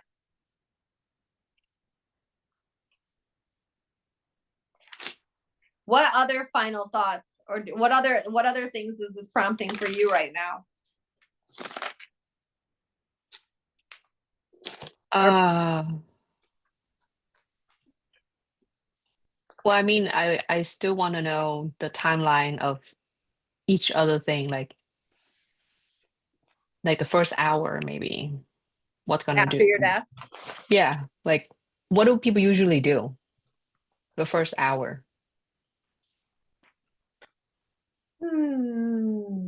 That's an interesting question. And I don't want to answer it because everybody is different. It just depends on Okay. culture, religion. Like if someone is Jewish, it's their tradition that they need to be buried within 24 hours or 48 hours.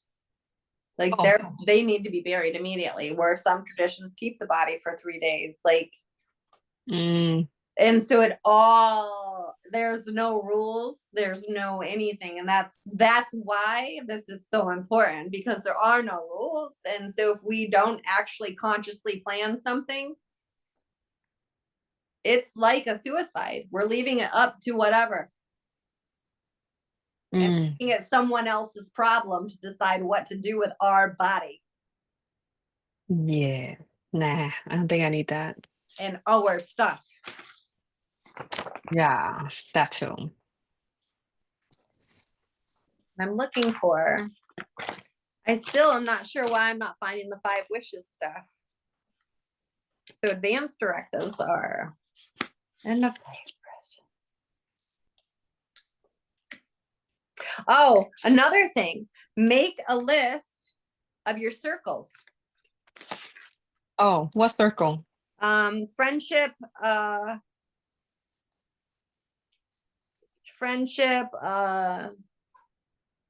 like clubs, like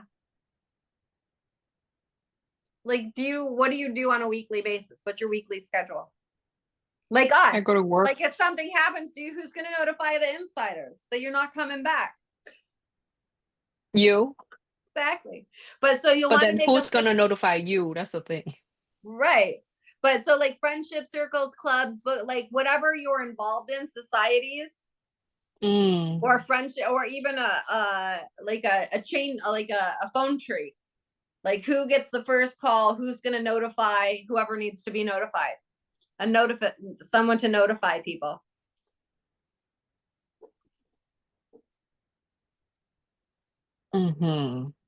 I'm trying to like I don't know why I'm blanking on what they're called.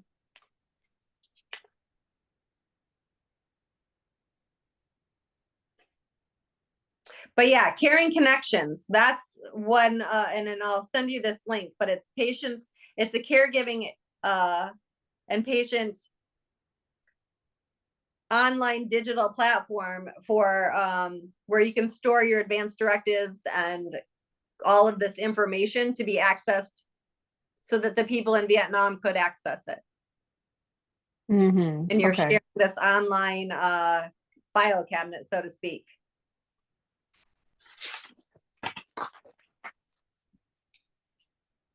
Important contacts, that's what they're called. A list of important contacts. Okay. That's true. If I'm at home, who's gonna notify anybody? A list of groups. Well, should I be at the hospital then? That'd be safe. I was thinking if all that, then I guess I would polish this as I go. Yeah, all of this. Well, and you need a will. Like you need Yeah. ethical will, and we need you can do, and this is with an attorney too, a living will Okay. and an ethical will. And then the attorneys will help you with all of that. And then there's another option. What kind of legacy do you want to leave your kids? Is there anything that you want to leave them?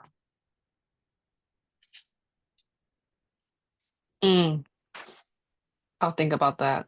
And when we talked about your funeral arrangements and music, also write down if you want any poetry or readings. Oh no. Okay. Yeah.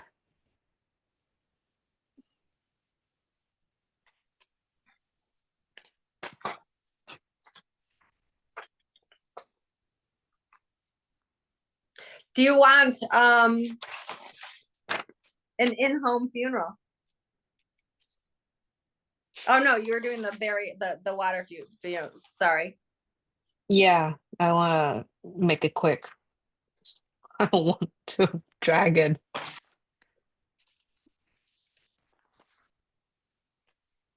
I'm looking through my list of questions to see if I missed anything. And I'm still looking for the other online platform.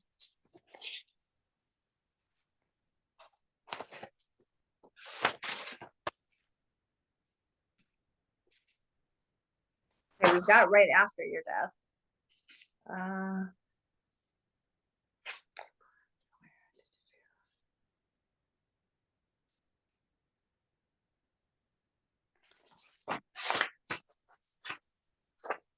How long did you want your body kept at home before it's taken out? Out of curiosity. How long does it take for it to smell? I think after 3 days. I think that's why there's a 3-day thing, but I'm not 100%. Because I don't want the smell. Eesh. Do you And want? then, oh, No, go ahead. how long would it take for my body to get swollen and turn purple or whatever? I'm not sure. It might not do that if you're not, because if you're not in the heat, why would it swell up? Yeah, but if I'm at the beach, Well, no one's gonna leave you laying there in the sun like a whale. well, my dad was in the house and he was swollen. Really? Yeah, and then he And was bleeding. then it'll probably depend on where you are and what the season is. And then I guess at that point in time when it's all happening, it'll work around it then, depending on Yeah. your burial plan. Yeah, and the reason why I asked because I want to die pretty. Right. I want to look the best. I love you. I need you then make a video of what that's like. I would encourage you to make a video. Especially since that's something you're working on right now. This is what I want done. And that way, like just think about that. If I'm telling you what I want, there's no question if it's a video so that no one has to guess or figure it out. You can make a video and say, this is exactly what I want. The other thought is, do you want to make any other final thoughts videos to leave your loved Makes sense. Anything you want read at your funeral that you wrote, like any of your last words or final thoughts? Would you like to make a video or keep something going on? Oh yeah, definitely. Like, what are your final thoughts, final messages? Yep. I'll definitely have that. That's so me. Yeah. For others. I'm just putting videos for others. Okay. Words, videos, or any kind of momentums.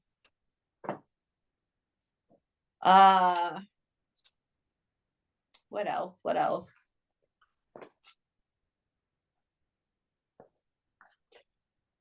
That's something else. All right. What questions do you have at this point in time?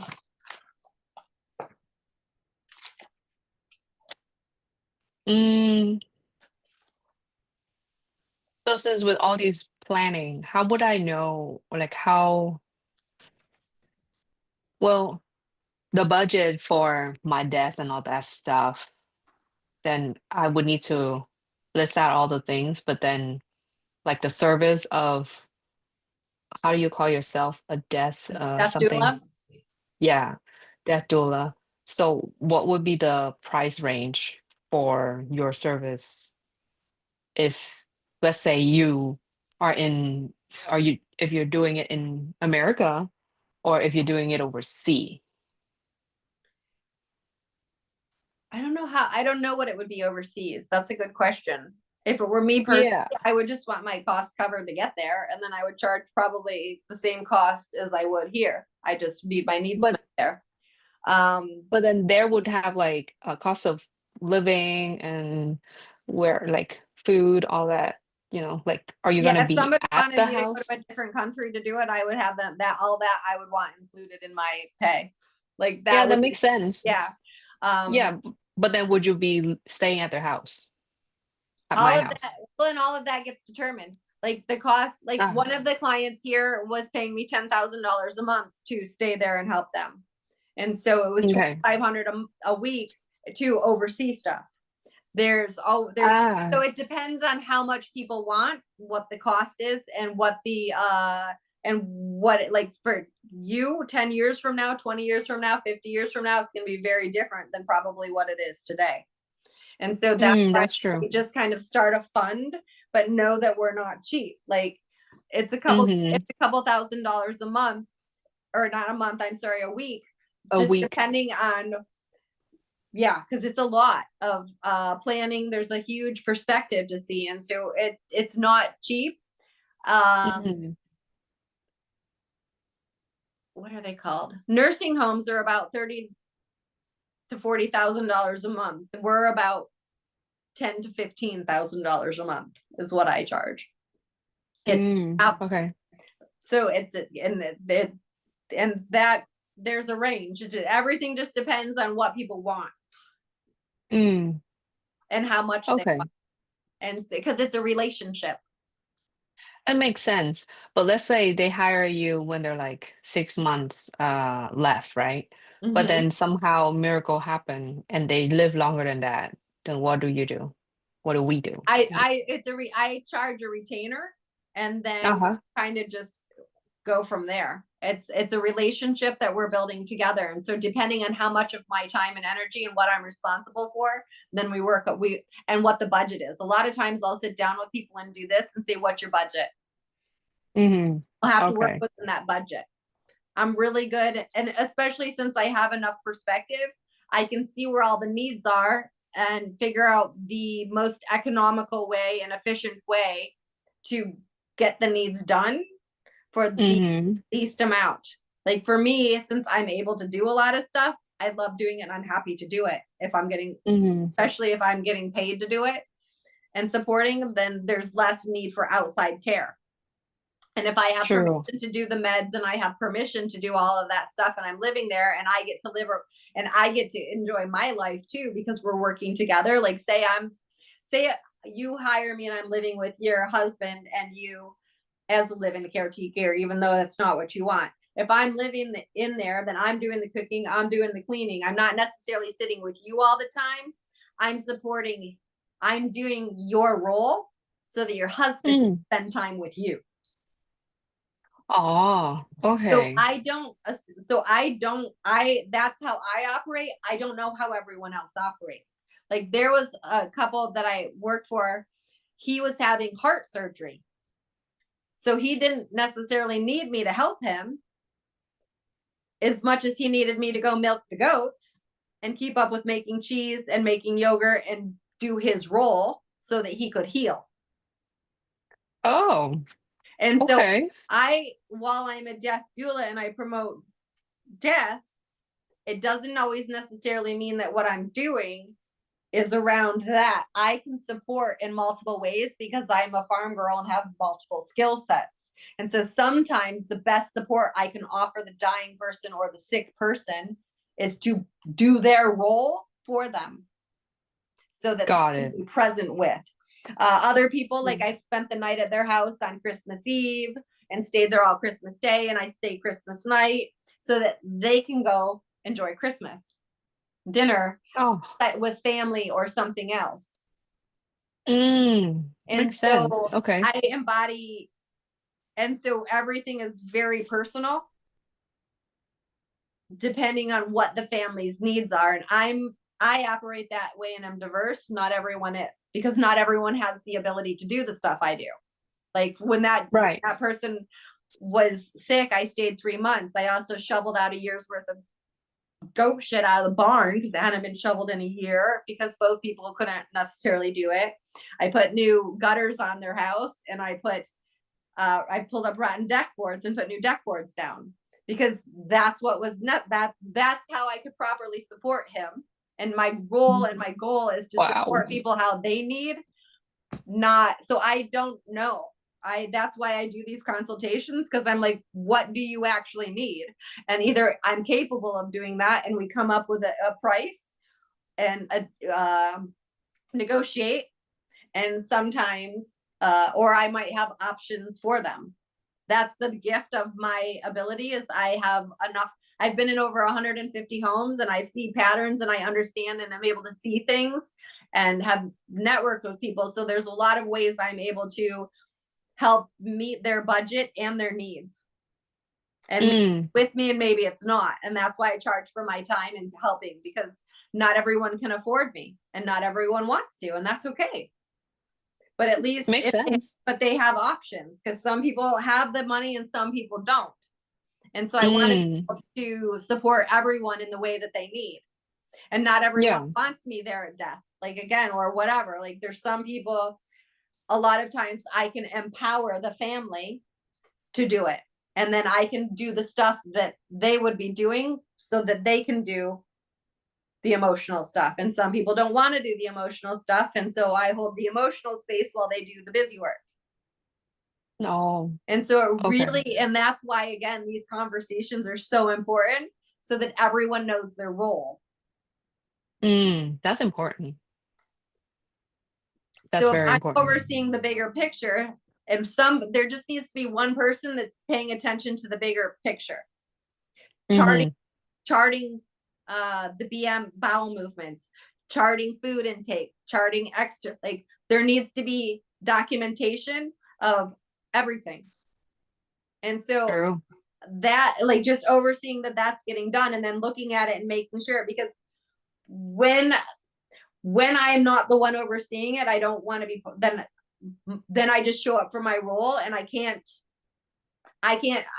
either the lowest person that just comes in and does a role and leaves, or the one overseeing it. But you can't be both. Like, there has to be one person that knows everything that's going on. If you have no one that's in charge of the bigger picture, then you have emotional chaos. And the spouse cannot be that person. The spouse is, when I've worked with families, the spouse is the only one, because the spouse they don't tell the truth. They never fucking tell the truth. And it's for multiple reasons. One, they're scared a lot of times, because they are afraid that they did something wrong, or if you can imagine the things that they don't want to tell us. Yeah, there are many. Long list. And other things that they don't even know that are important to tell us. Oh, that is true too. And they're not conscious of how important things are, because they're grieving. They're stuck in emotion. And when you're stuck in emotion, you're not paying attention to the things that are really important. Yeah. Makes sense. And so it's really important to have one person that is in charge of the whole experience, to make sure that they're advocating for you properly. Because, again, I'm an advocate for death and your experience. And so when people want to do it their own way, or there's emotional chaos, that's when you have that one person that says, no, these are her wishes. This is the plan. How can I assist you? So it's like a family assistant. Yeah. At that time. Yeah.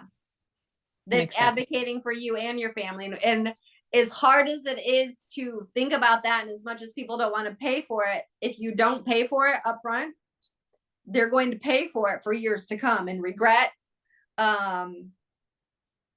grief, resources. Yeah. Most people lose time off work. They lose resources. There's so many issues that arise because they don't know how to process. You can't deal with stuff and be in grief. And so stuff gets missed, and then they always wonder what if. So hiring that person, investing in that person, eliminates the what if, because now you have someone that's in charge of that. You have someone that's saying, no, it's okay to give her morphine. And if she dies right after you give her the morphine, it's okay. You didn't kill her. The morphine didn't kill her. The morphine relaxed her enough that she was able to go and stop fighting. All the morphine does is relax the muscles. So many people are scared to give the dying person morphine, or they are like, oh my God, they gave it to them, and now they think that they killed them. None of that is true. You don't have enough morphine to kill someone, and morphine does not kill the person. It actually just releases the pain enough and relaxes them enough that they can breathe easier, and then they can let go, and that's when it happens because they're no longer choking. Oh, I And so it's the see. illusion that it killed them, but it didn't. It actually allowed them to go in peace. Mm, But that that makes peace sense. then makes the living person feel guilty because they think that they did it, rather than celebrating. No, all you did was offer them peace. Like, you're a blessing. Yeah. And so it's that understanding too, so that all of that is navigated, the grief circle. And then that person too, after the death, can say, let's give it a minute. Let's do this. Let's honor her. Because in that moment, everyone's going to be grieving and no one knows what to do. Yeah. And so then it's like, then that person can say, okay, the minute's up, pop the cord. Here we go. This is what she wanted. It's okay to celebrate that she's gone. It's okay to be happy she's dead. No Mm-hmm. longer suffering, Exactly. and to remind people this is okay. This is what she wanted. Yeah. We're celebrating her life. Let's honor her wishes and smile right now and celebrate that she made it this far, and that we are honored and privileged enough, and that she loved us enough to share this moment with us. Yeah. Because that you're going to be at your most vulnerable, and to allow anyone to witness that and be by your side is an Mm, honor and a privilege and a gift, to witness you at such a vulnerable, terrifying moment. that's true. It's such a Yeah. sacred gift.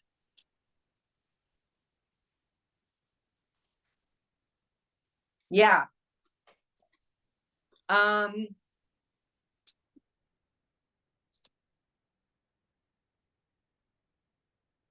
yeah. And that's the other thing.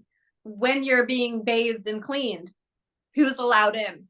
Is your spouse allowed in? Are your kids allowed in? Or is no one allowed in other than the person No one who's caring allow for it. you? Yeah. Let them do their work. I don't want any bother. Mm-mm. So all of that stuff has to be written down and documented. Mm, yes. Um, and how is this conversation going to change your relationship and your conversations with your family?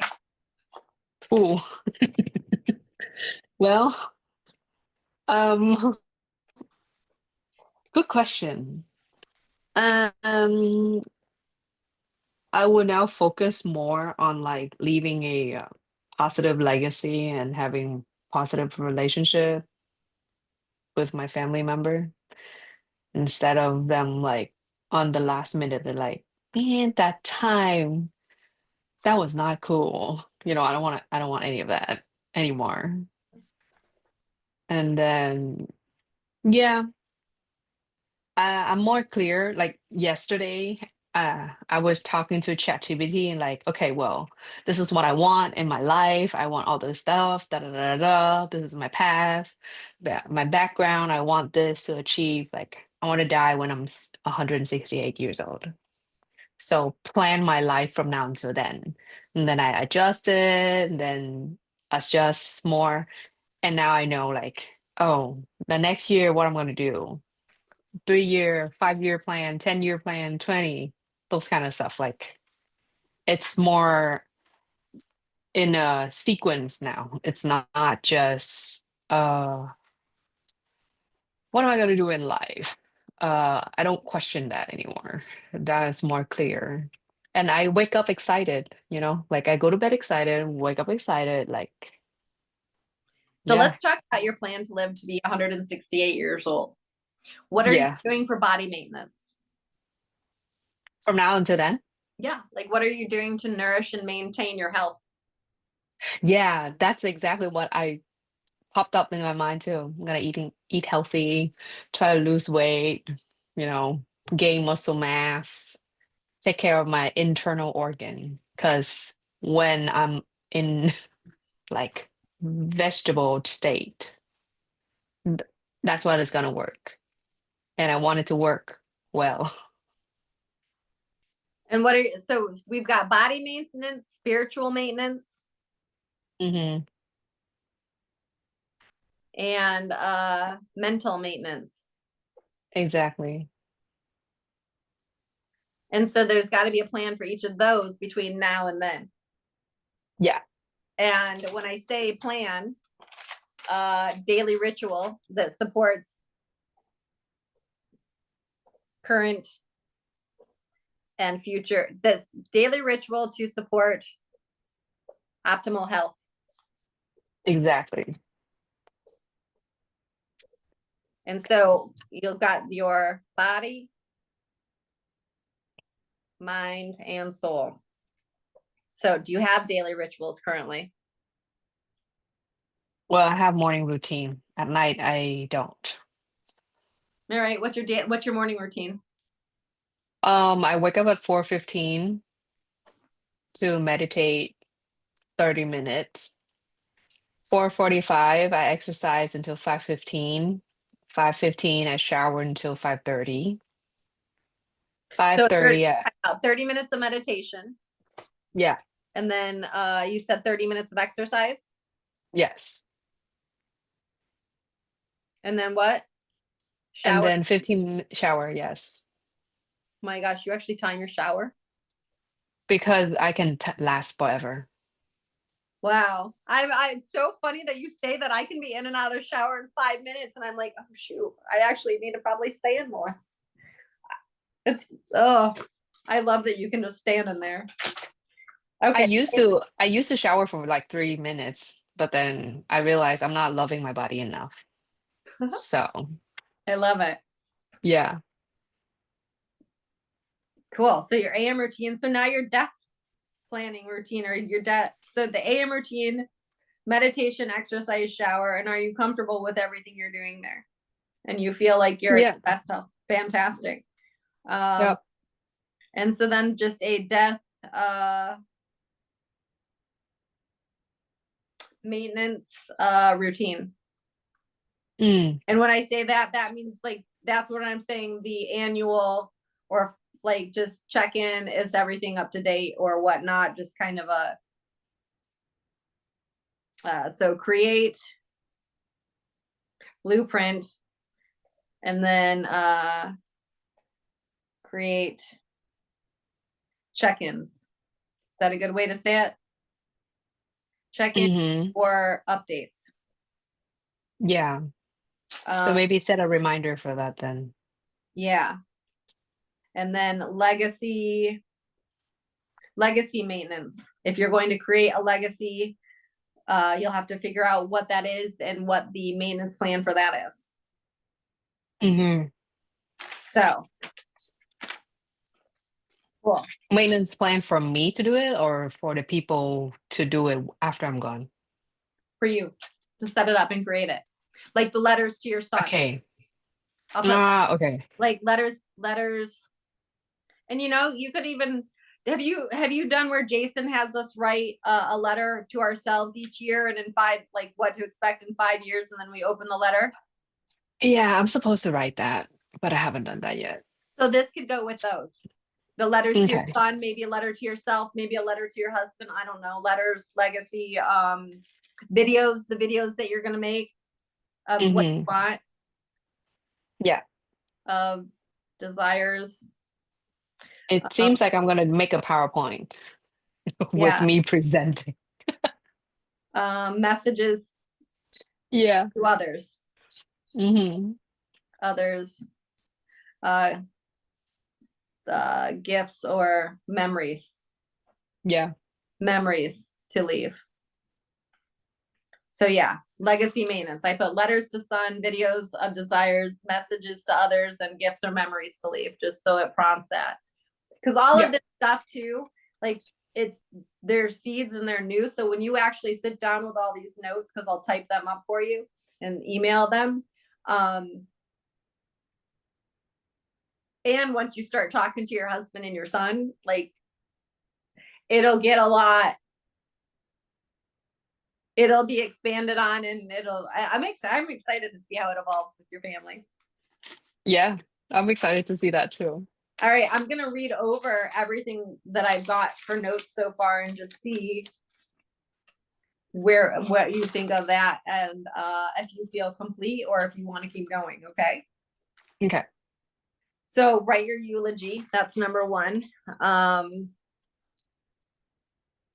you are going to explore those and then write one.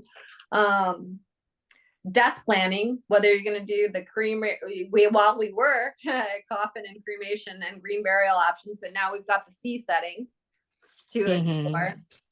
Your flowers, your music, and then what to do with the body, which all of that comes back to the C. So there's no city. Well, there is a city because we'll have to figure out where you're going out of. Your will, all your paperwork. I'll send a link with all the advanced directives too. But your husband needs the thought about after you die, your husband's really getting clear on what you want him, how you want him to move on post death. You want to be remembered on your birthday and your death day. We've got and then your look. You want the beach setting, beachfront, large window, music, release negativity, forest rain and chakra music, memories playing for visuals.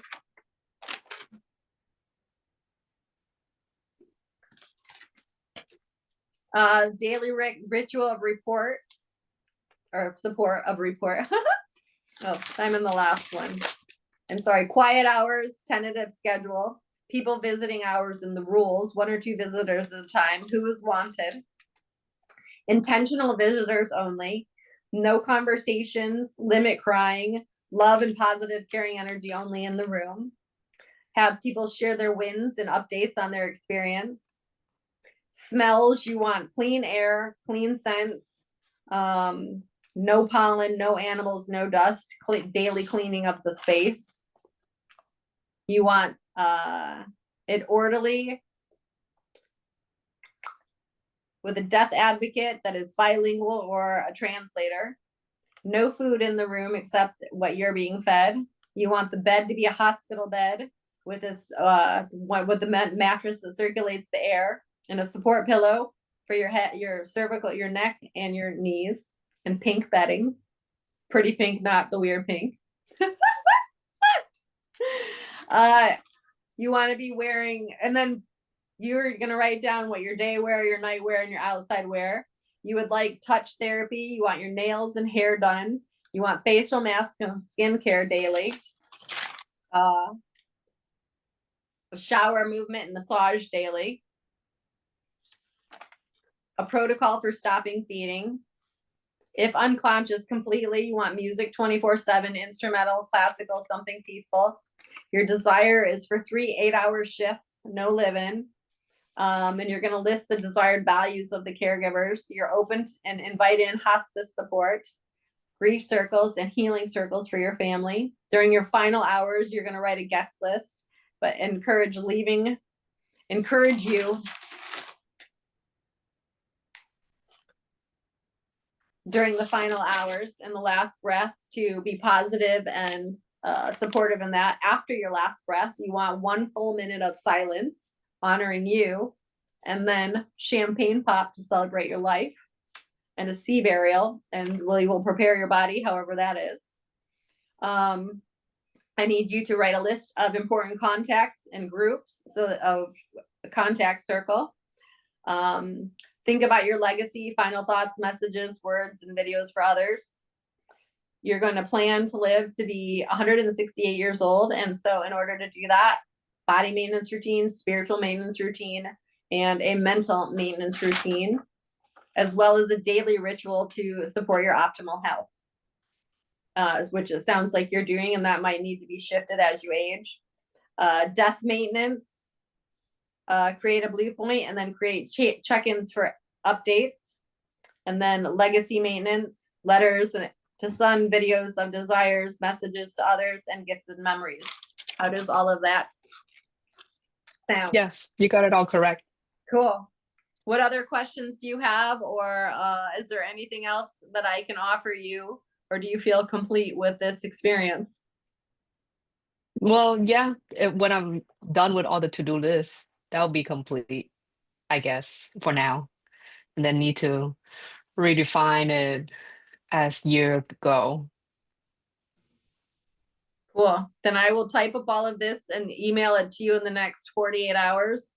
Um, and I will add the website website. Yeah, the For, 5 wishes or something. yeah, for whatever I'm trying to say that I can't figure out why I can't find it. Because you know, as soon as I hang up with you, I'm gonna find it. I know you. Right? It's like what? But yeah, Yeah. cool. So, how do you feel? Oh my gosh, I love doing this. I love helping people plan. It to me Yeah, there's it's the greatest gift I can offer people because it creates a healthier and more loving relationships when we're not scared of something. Well, that's the other thing. That's what I was going to ask you that I keep forgetting. What are you waiting till death to face? Like, what are you putting off now? What's your biggest fear, or what is it that you're not facing now that you're putting off? um, what is it that I'm putting off? Planning, life planning. Cool. That's a good thing. That you don't that's it. That the plan is all. There's some things that I wasn't facing Oh, that I needed to face to free myself. That's why I asked you that, because anything that we're not facing is stopping us from actually living. Anything we're oh, scared of, because it's unconsciously running, whether we realize it or not, it's affecting every aspect of our life. that's true. So But for cool. me, it's like procrastinating to plan. Perfect. That's my one big thing. And you're facing it. Oh, yeah. Yay. Well, Thanks to you. and well, thank you. Well, and with being 2 years sober too, like this is like you are rebirthing constantly, because it takes about 10 years to reprogram everything, Mm-hmm. which I'm sure you're experiencing, or no? That's true. Yeah. Because I Because like, the first 2 years, like, well, I just got reborn. I'm just doing me, whatever people say, whatever. Like, I don't put my emotion in there anymore. I get tired of negative emotion. I just filter it out. And if people are talking negative, I just exit. I'm not there. I just, I love it. yeah. So then it's Perfect. more like me, it's more self-care, it's more my relationship kind of thing. Like once I'm okay, people will figure it out. I love it. Yeah. Awesome. Thank you so much for trusting me, and thank you so much for investing in yourself and taking responsibility for this. Like this is so important to me. And if you ever meet other people that want to do this, let me know. Or do you have a Yeah. group of moms that Do you I work have with? what? A group of moms that you're coaching? No, not yet. I don't Okay. have that yet. Got Yeah. But then, I mean, if I were to go tell people, what should I say? What do you think I should say? What was your That would experience like? What did you get out of this? that I know what I need to do from now. Did it help Like, you clarify how to move forward and make your whole, like, to me, this makes everything more clear, because now every decision we make is easier to make, because we have, is this going to support my beach house and beach, what I actually ultimately want? Like, it opens up, knowing that you want to die at the beach changes your whole trajectory of what you and your husband do and how you save money differently and how you plan vacations. Like, because now, so how did this um create clarity and nourish and support your life moving forward?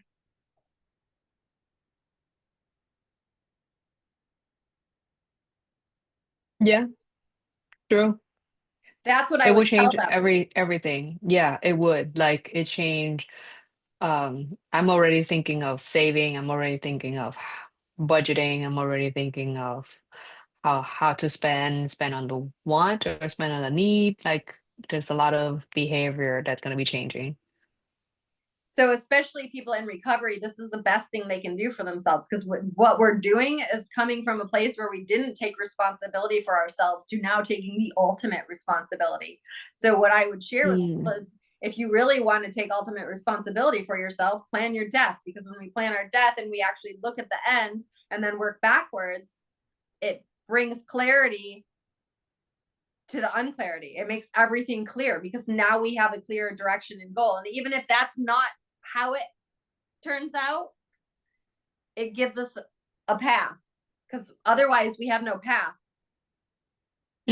that's We're true. always working towards something or a destination. So why not choose the final destination, plan that, and then make everything go there, rather than get to this destination and say, what's next?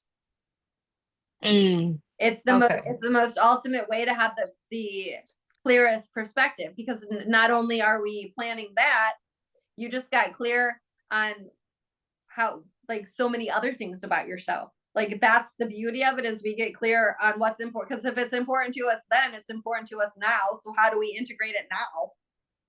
Yeah, true. Because usually you can't plan your birth. You can't. Your parents plan your birth, they plan your life, they plan everything, but then death is yours. You get to do it. And most people think about it, you plan a wedding, but you don't plan a marriage, you don't plan the life. People plan events, they don't plan Mm. experiences, and this is an experience. Mm. This is an experience, and if we don't take responsibility for our experience, we're leaving it to chance. That's if you unfair. if we're not taking responsibility, you might be stuck with that one person coming in for 30 minutes touching your body, because no one, you can't speak and you didn't say, no, I want 24/7 care. You didn't make that clear. So people are going to do, because people that are making decisions and that have not been in that experience are not making experiences, or they can't possibly comprehend your experience. True. And making a decision for someone else from a place of grief and fear is not the decision you want made for your final experience. Mm. So Yeah. that's what I would tell people. The best thing you can possibly do for yourself is invest in planning your death, because you get to actually maximize your life. And you can plan the experience that you want. It brings, yeah, so it brings a perspective and awareness that one can't possibly comprehend and promote me, because I have a hell of a lot of perspective and experience. Oh, I can see that. What I would like to ultimately create is a mentoring program to mentor people through all of this, to then support you as you're creating all these plans, and do a process and create a community that's just ongoing, and supports each other in all of this and plans together. So would it be like a weekly meeting kind of thing, or how would that Mhm. Yeah, mentoring I would be? like to do it weekly. Yeah, and I would like Mm. people to commit to at least a year, because not, it takes time. People don't Mm. understand how much time it takes to actually process this stuff and actually sink into it. It cannot be rushed. So true. So true. And then there's with the mentoring program, it's this stuff, and then the support on then how to the different routines and introducing different stuff like breath work. How do we move through the fear? How do we move through the anxiety? And really teaching people the tools and supporting them, so that when that time comes, we have the tools, the skill set, and our nervous system has the muscle memory to be able to do it. Because we Hmm. wait until learn breathing tools and anxiety tools until the time, we're waiting until it's too late. And learning Yeah. all that stuff in advance actually creates more longevity. Mm. Yeah, totally agree. Like, people take for granted the nurturing aspect in preventative maintenance. Oh, tell Paying me for about that. preventative maintenance, actually investing in preventative maintenance saves so much in after the fact, and people don't comprehend that. It's just like in healthcare. Preventive care is more cost effective. Yes. Like it's an investment up front that usually freaks people out, but the investment, they don't understand, but invest in yourself, because on the back end, you're saving triple that, if not more. Yeah, true. Nice. Yeah, Good to know that I'm saving. you will. I mean, all of this planning will save you thousands of dollars and a lot, and it will save you a lot of spinning in the mind, like wondering what, Mm. because if you don't have to wonder, does it support my plan or not? It's really that simple now. Yeah, because like if you're on your bed and you're super sick and you're still wondering like, "Oh, how I'm gonna look, what I'm gonna do, what they're gonna do to me," that's suffering. That's not Well, it's a resting, waste of man. energy. All that energy should be going to your body healing itself, not you freaking out, because our body believes what Yeah. our mind tells it. So if we're freaking out, like, that's not the time to add to the load. It's the time to be like, thank God I loved myself enough to fucking make plans. Yeah. And thank God I loved my loved ones enough that To they can plan be for present them. with me. Because Yeah. again, if you have this plan, think about how much easier it is for the loved ones to show up and love you rather than show up scared because they don't know what to do for you. Or maybe cursing at you. Yeah, who knows? Yeah, cursing at you. So like, why this happened? Why are you doing this right now? Right, because they don't have time to deal with it. Where instead, if you've got it all planned out, they can show up and be like, wow, I'm sorry this is happening, and I'm glad that you figured it all out, and all I have to do is show up and love you the way that you told Yeah, me to love you. exactly. Yeah, it's the best gift we can give to our loved ones. So that's what you tell them. It's the best way to love yourself and the people you care about. Exactly. By being very effective and efficient.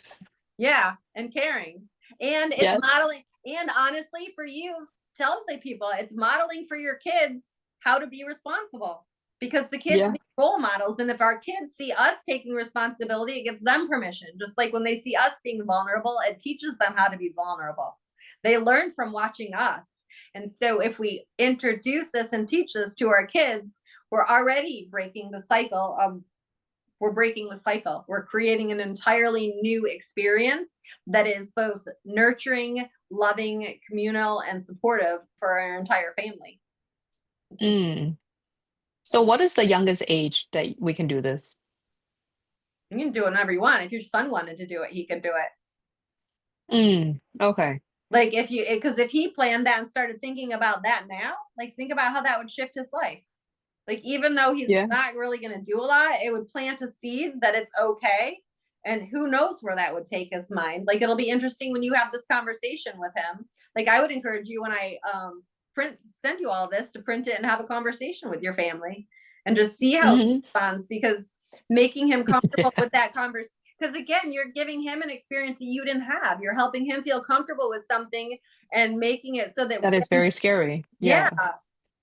like you're giving him everything you wish someone would have done for you.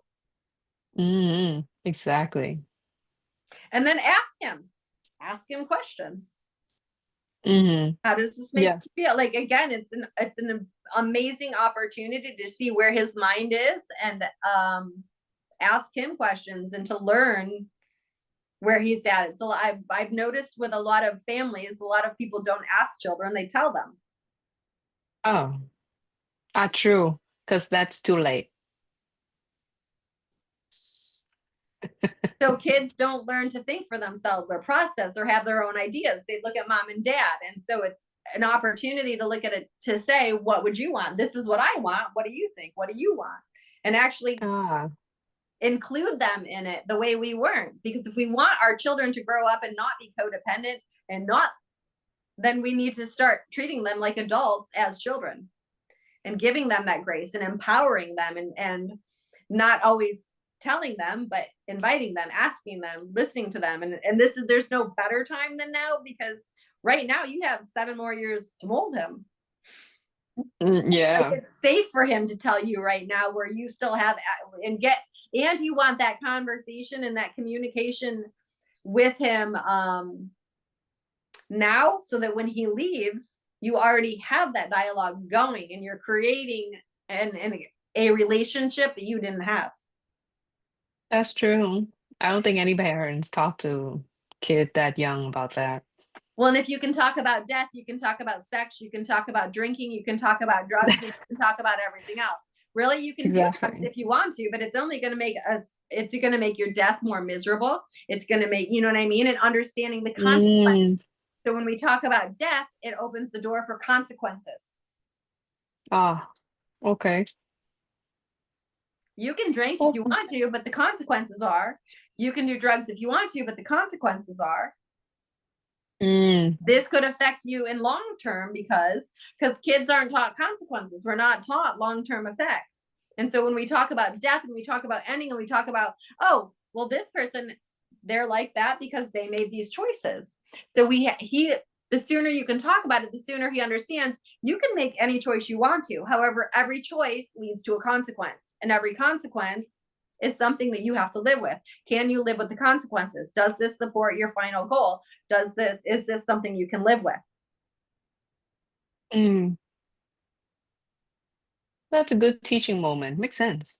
Yeah, because think about how many things you and I might have done different if we understood consequences or death, or thought, okay, well, how is this? I can do this now, but how is it going to affect me 10 years from now? Hmm. Yeah, totally. Like that's one of the biggest things that I do with kids is how is this going to affect you? How take a deep breath. How is this going to affect your life in 5 minutes, 5 days, and 5 years? Yeah. And then think about, do I still want to do it?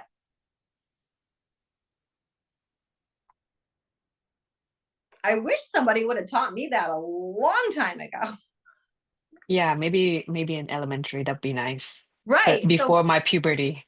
right. So think about if you had that conversation with your son now, and every time he was thinking about doing something or was tempted, he paused, took a deep breath, and said, 5 minutes, 5 days, 5 years. And can I Yeah. live with that? Can I live with that consequence till death? Mm-hmm. It would change everything. Yeah, totally. Wow. I'll put that in your notes too. 555 Yes, 555 is nice. 5 minute, five days. months, and 5 days, and then 5 year. Because the Wow. immediate, the 5 days might be grounded, or you know what I mean? Like the immediate, Hmm. whatever. There could be a lot of it. Hmm. And yeah. Wow.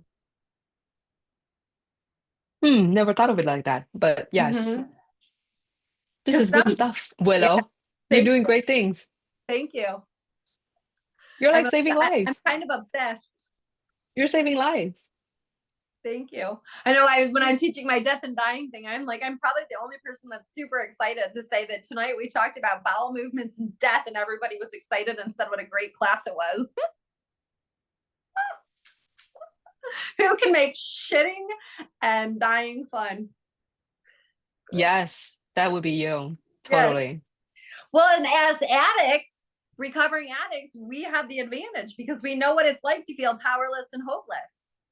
Mm-hmm. So, Yeah. how do you want to be loved when you're feeling powerless and hopeless? I want to be hugged. Exactly. Give me love. Exactly. That's usually all we want. So then we have to say, how do I want to be loved? What does that mean to me? Since everyone experiences it different. True. Because then that goes into the love languages and all that fun stuff. Yeah, Yeah, true. see, I could go on for days. Now you see why I want a year with people. I'm like, oh my gosh, tell me what you want. Boom. Because of my ability to, because of the perspective, it's like, okay, I'm not here to teach. I'm here, like, my gift is the perspective so that it saves people so much time and wasted energy because I've already fucked it all up. I know all this stuff because I screwed stuff up so badly. Willow. But at least I'm turning my poop pile into this beautiful wildflower garden. Yes. Oh God. I, Oh, you're right. If anybody can make death fun, that will be you. yeah. Well, I once don't think you've I've been there, ever done met that, anybody.